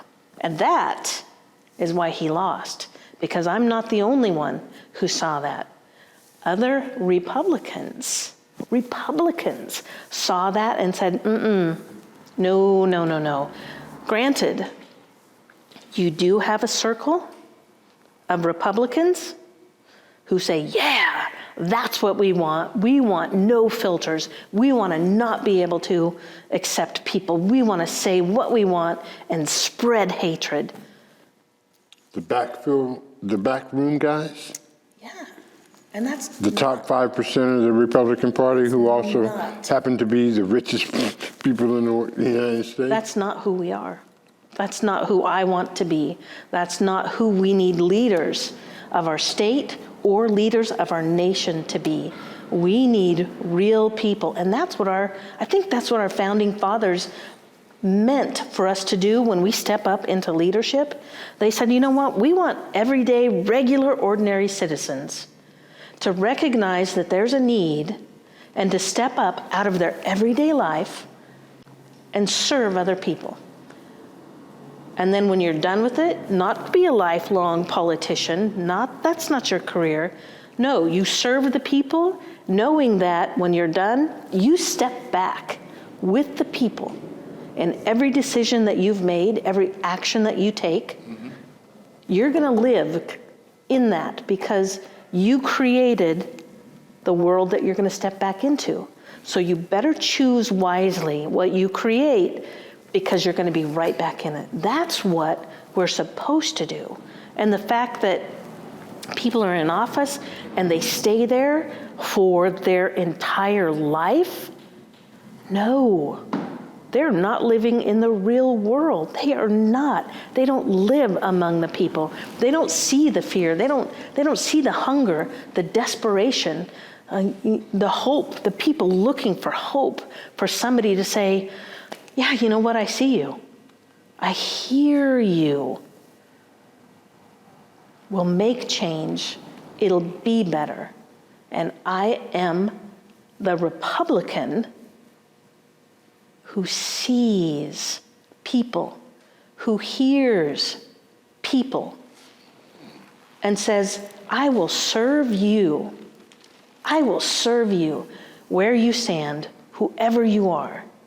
And when I'm done, the world that I create will be a better place because you know what? I'm going to step right back into it, right with everybody else, and we're going to walk together. Have you,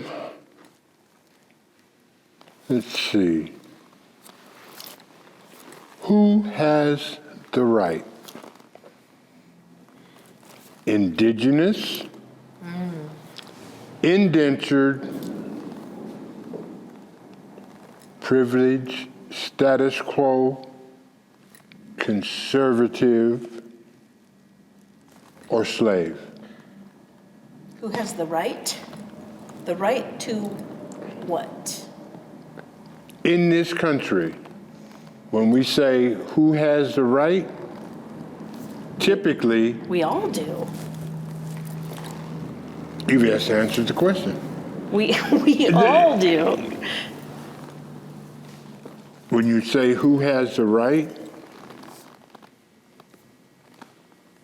sometimes that answer will be to something else or someone else and not And that's wrong. inclusive of the whole. Yeah, That's why I asked that. yeah. That was an easy Because one. when this country started, the indigenous, indentured, privileged, or slave. But we've added to the privileged standpoint, status quo, conservative, the chosen, for one reason and one reason only, in my humble opinion. Because it's not who has the right, it's mine and I ain't giving it to nobody but me. So you take the crumbs and keep on walking. That is affluency. That is, in general, attitude of the haves versus the have-nots. And quite frankly, it is garbage from my standpoint. It is. You're right. That is garbage. It shouldn't be like that. But that's the way we have existed since the beginning of time. Yeah. And it's That like the that in common other man has countries. always had to fight. All the way back to the Greek early days when they established their parliamentary system, which is the basis of freedom and parliamentary systems throughout the world. However, I caution you, when you look to see power throughout the world, we are still a monarchy. We are. When you look at the countries, We are. There we is a are caste. still a monarchy. There is a The caste United States is the only country that exists with our parliamentary system of government. In a parliamentary system of government, it's a law of large numbers. If you get the votes, you get the spot and you pick out the team. However, Boy, am I going to surprise them. However, there is a word that was ingrained by the founders. It's called compromise. Why does your party object to the word compromise? I don't think all of them do. You look at Don Bacon, people gave him so much pushback when he compromised, when he reached across the party line and said, you know what? I will accept this bill. I will sign this bill for our critical infrastructure, for the nation and for the state, because it is for the good of all people. Okay. The far... I'll give you that. Myself and Mr. Bacon are on two opposite sides. I personally met him when he first ran for office, and it was not a good meeting at all. Oh, no. It was not a good meeting at all. So therefore, I appreciate your view of him. Yeah, that's the only thing I know of him. But as I said, our paths have crossed. So Okay. I find him to be a very interesting man. And I'll just leave it at that. Okay. To be nice. Leave it there. But I could say the same for the Democratic Party. How come you won't compromise for what Republicans see as good and beneficial? How come? What do Republicans see as good and beneficial that the Democrats have put in the tank, so to speak? I don't know. I shouldn't have asked you that question. I am caught right there. Score one for the home team. I don't know why we can't work together better. I don't know why there's that conflict. You know, one of those issues is marijuana. I'm a Republican. Yes. I support the use of marijuana. People are in pain. People are dying. People are desperate. They're hurting. They're asking for something that won't be addictive, that won't kill them. Marijuana has never killed anybody. But still, there's pushback, and I am an anomaly in that too. In politics, only in people running for office, not among the Republican Party in general. My friends, my family are Democrat and Republican. 80% of all people, 80%, both sides, said, you know what, we can agree on this. So I'm thinking, how come we're getting so much pushback from the Republican Party on this when everybody wants it? How come the people in power, how come the leadership isn't even listening to what the people want? Twofold method. 1933, under the direction and supervision of Hollywood, marijuana madness was made. Now, there was a twofold effect to that movie. Number one, all of the actions by the actors and or actresses is totally false and invalid. It was a dramatization of what they thought happens when you're under the influence. But it came at a time when the audience that it went to was more literal in their understanding than cognitive Yes. in their thought process. Got it. And for that reason, and that reason only, is why, in my humble opinion, marijuana will not pass in the state of Nebraska. Yes, it And will. I'm just saying, Yes. I have this expression. I'm just saying, Just saying. when I look and examine the base, because marijuana grows wild It in does. this state. Yes, it does. There was a point where people used to come in at night and cultivate the marijuana plants from Nebraska and take it home. So that exists on the one side. It's about money. The color of dead presidents, It is the about accumulation of dead presidents. Yeah. Have you read a book called The Divine Right of Kings? No, I have not. Okay. Have you read the book Dante's Inferno? I watched the movie Dante's Inferno long ago. Okay. What is your recollection of that? Not much. Okay, all right.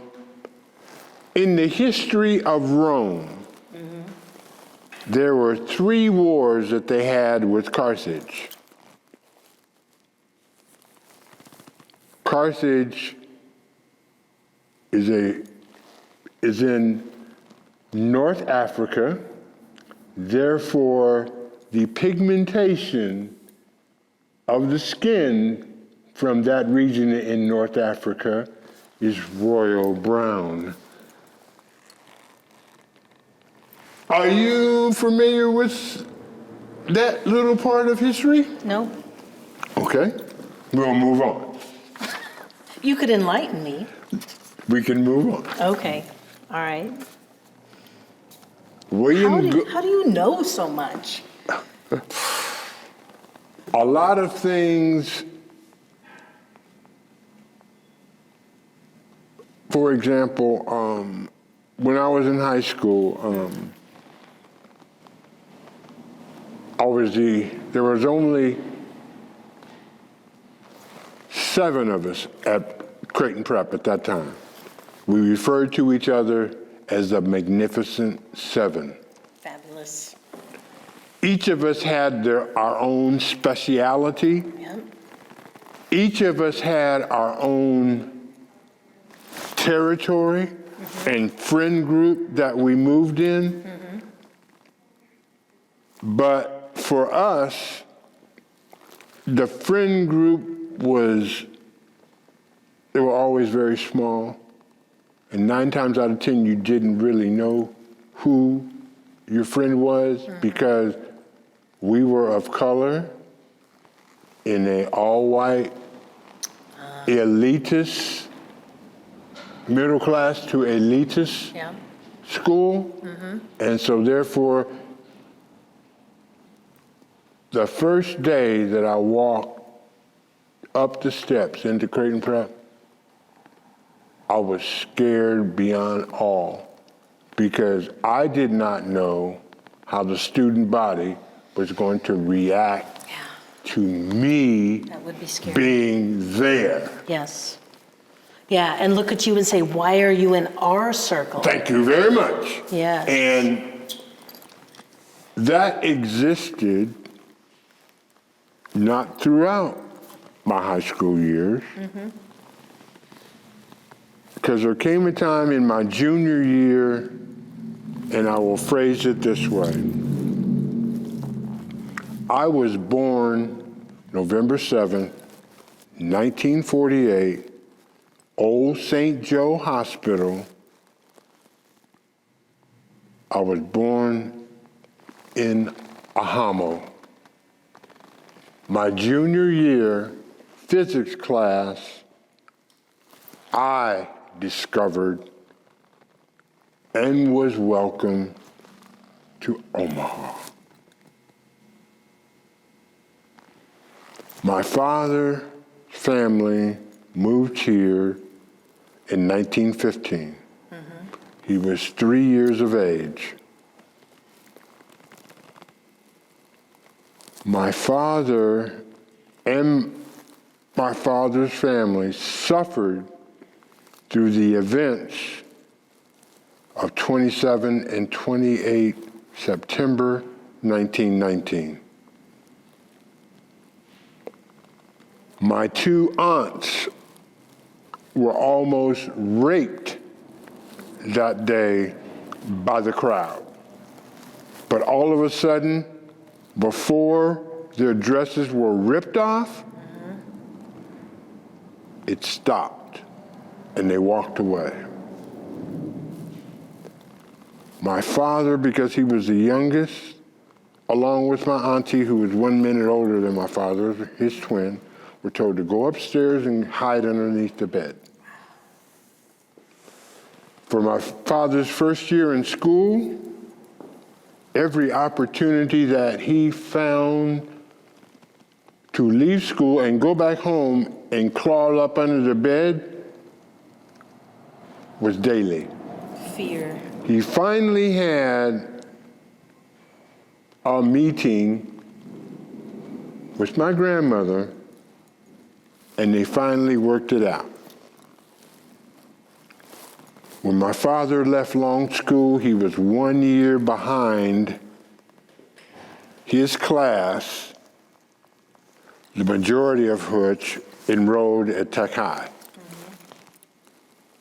In 1933, my dad graduated from Tech High. The same year that his class, that he was a year behind, graduated, because my father went to summer school to make up for the year that he lost. Yeah. My father discovered Omaha after graduation. The number of people of color who attended Tech High in 1933 is different than when they shut Tech High down. Some of the members of his class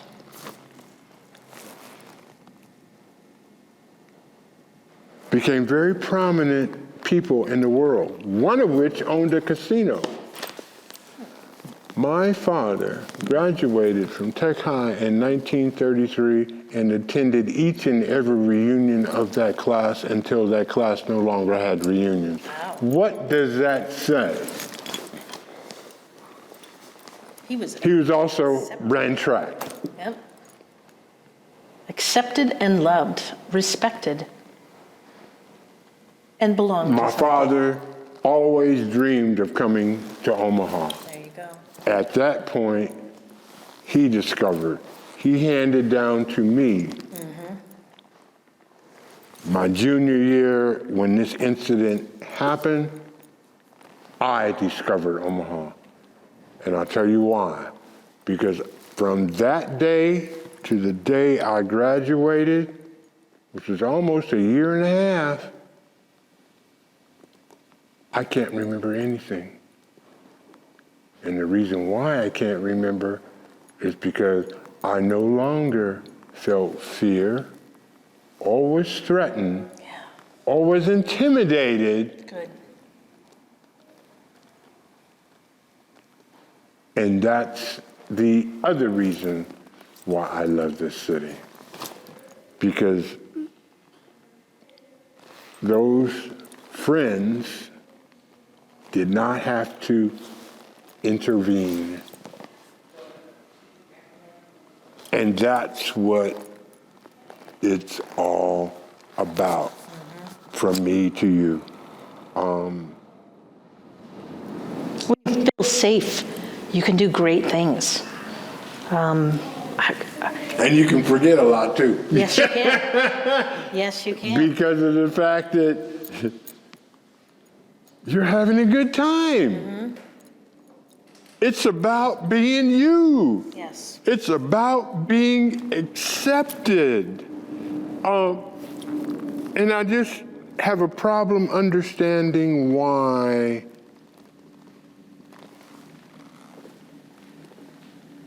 there was a time when I was told, do not touch the stove, it's hot. Yes. What did I do? I touched the stove. How many times are we going to continue to make that mistake? You don't make it again because it is hot and it hurts. And that's breaking it down to its simplest thing. Yeah. We keep making simple mistakes. There's a reason why we keep making these mistakes. I mean, and there's other reasons, okay? But we keep making the same mistake. And why do we do that? What's going on that people don't see that if you keep doing the same thing, it's going to keep happening? We allow other things to influence and part and parcel our decision for us, as opposed to just saying, stop the boat, I won't get off right here. Mm-hmm. And that is part of our own self-awareness and comfortability with ourselves. In other words, the term peer pressure, and peer pressure has killed more folk than anything else. It has. From my belief. There can be one or two who can bring the horde through those doors. That's all I'm saying, one or two. Yeah, it does. In the Old West, somebody say, get a rope, hang him. Everybody was ready to go see somebody get dead. Yeah. We haven't changed. That still lives. That mob mentality. Did you, are you familiar with Lord of the Flies? Mm-hmm. What did you think of that book? Did you read it or see the movie? Both. Both? What did you think of that book? Because there's an issue that I want to address with regard to this book. I think it's about power and weakness is what I saw. Okay. And people want power. They want to be in charge and they want to squash somebody to show that they are superior and they have control. That's what I came, and it's at the loss of so much. And they don't care. The person in charge, they don't care because it's about power. Okay, all right, I accept that. Yeah. I am of the belief The Lord of Flies, number one, it's a beautiful story. Number two, it is about the removal of authority and the allowance of young men at age 12. And what is the significance of that? A young man at age 12 is now beginning his journey to manhood. Yes. Bar mitzvahs. So with that, they're now going into manhood. You have a group. Yeah. You have now removed the adult authority. What happens? Somebody will automatically rise. The then thing that raises the issue is man basically depraved?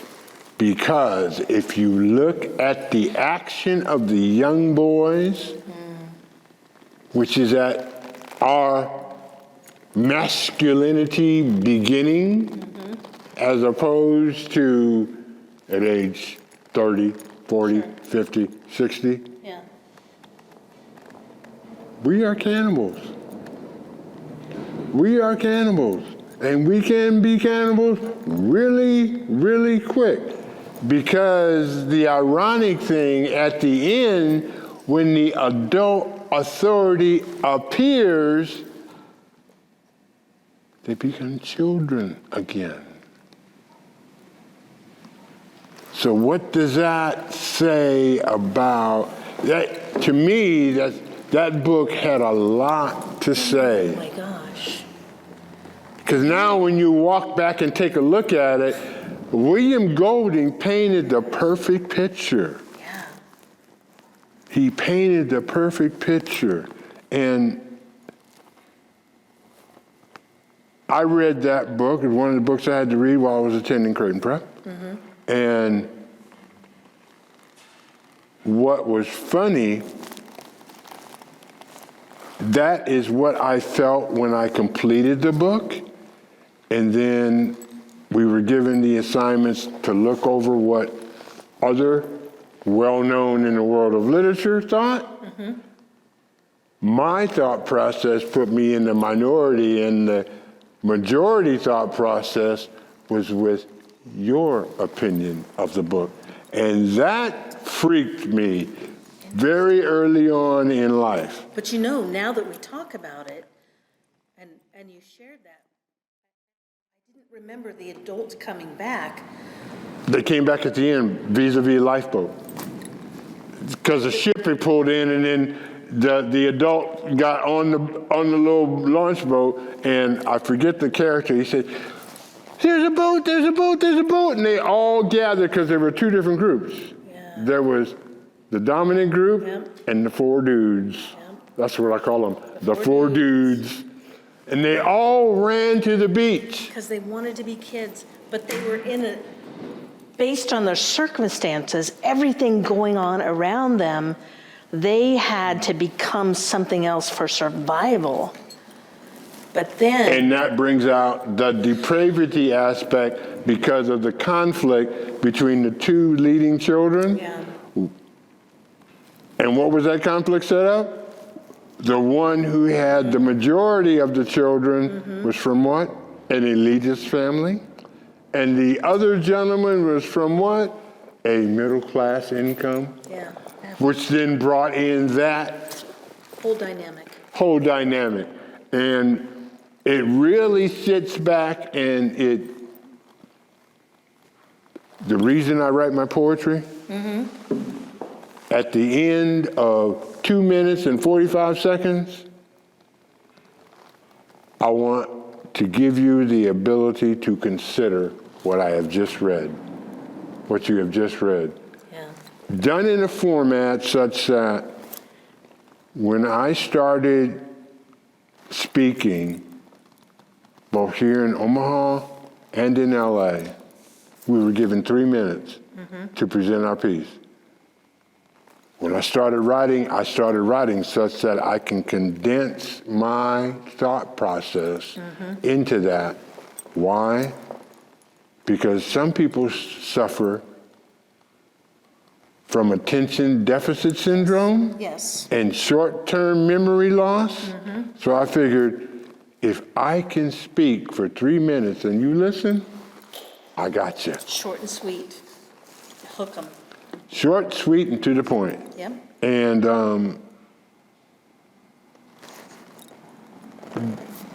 that's how I set myself up. But that book, at the time that I read it, I mean, that was an eye-opener. That was definitely an eye-opener. I only have a few more questions to ask. Yeah. And the reason why I do, because I think in the time that we have just spent here, people who will view this, both your colleagues, your family, even your enemies, yeah. Hopefully I don't have any. will be taken aback by the things that we have discussed today. Truly, Lela, from my perspective, You are a viable candidate Thank you. for the candidacy. However, having walked the walk, talked the talk, crawled the crawl, Yeah. and damn near hung, shot, and burnt, you are going up against a structure system, a belief system that, one, does not acknowledge the word compromise, and two, a number of people, I would say, are stuck on themselves. Yeah. And number three, the lineage. That's why I started with that, because they place more value upon that than saying, my name is Frank, what's yours? Yeah, they do, which is unfortunate. It's wrong. Which is crazy. It's wrong. Which is crazy. However, I think, from my perspective, as I said earlier, I hope I have not asked you any very difficult questions. I hope this has been a learning session for us too. Yep. And God bless you. Thank you. And thank you for including me in the process for you running for governor of the state of Nebraska, my home. Thank you for allowing me to be with you and in your presence and greatness, which humbles me. And I'm glad that you can see that I truly love people, and the questions weren't hard because they came from my heart, from who I am. And I thought, man, am I gonna come in here and answer as a politician? And I said, no, you know what? I'm just gonna be me and let me shine through, even though I came from poverty into middle class and worked like crazy to have enough. Just to be me is enough. I am enough. You are enough. Everybody out there is enough, and we have to believe it, and we have to unify, and we have to change. I might be a Republican, but man, I tell you what, I am Nebraskan first. I will look you in the eye. I will tell you, good morning. How you doing, man? What can I do for you so we can reach greatness together? Thank you. And with that, thank you. There's only one other thing that I have to do. Forgive me for a second, audience. Nebraska, we are more than agriculture. Nebraska, we are more than beef. Nebraska, we are more than football. Nebraska, the good life. Come, read us. Amen to that. Thank you, and good evening.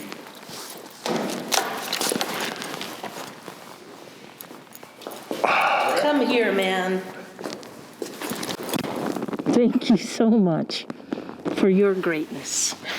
Please don't do that. No, you saw me. You saw me and you felt it. It's real. I hope you see that it's real.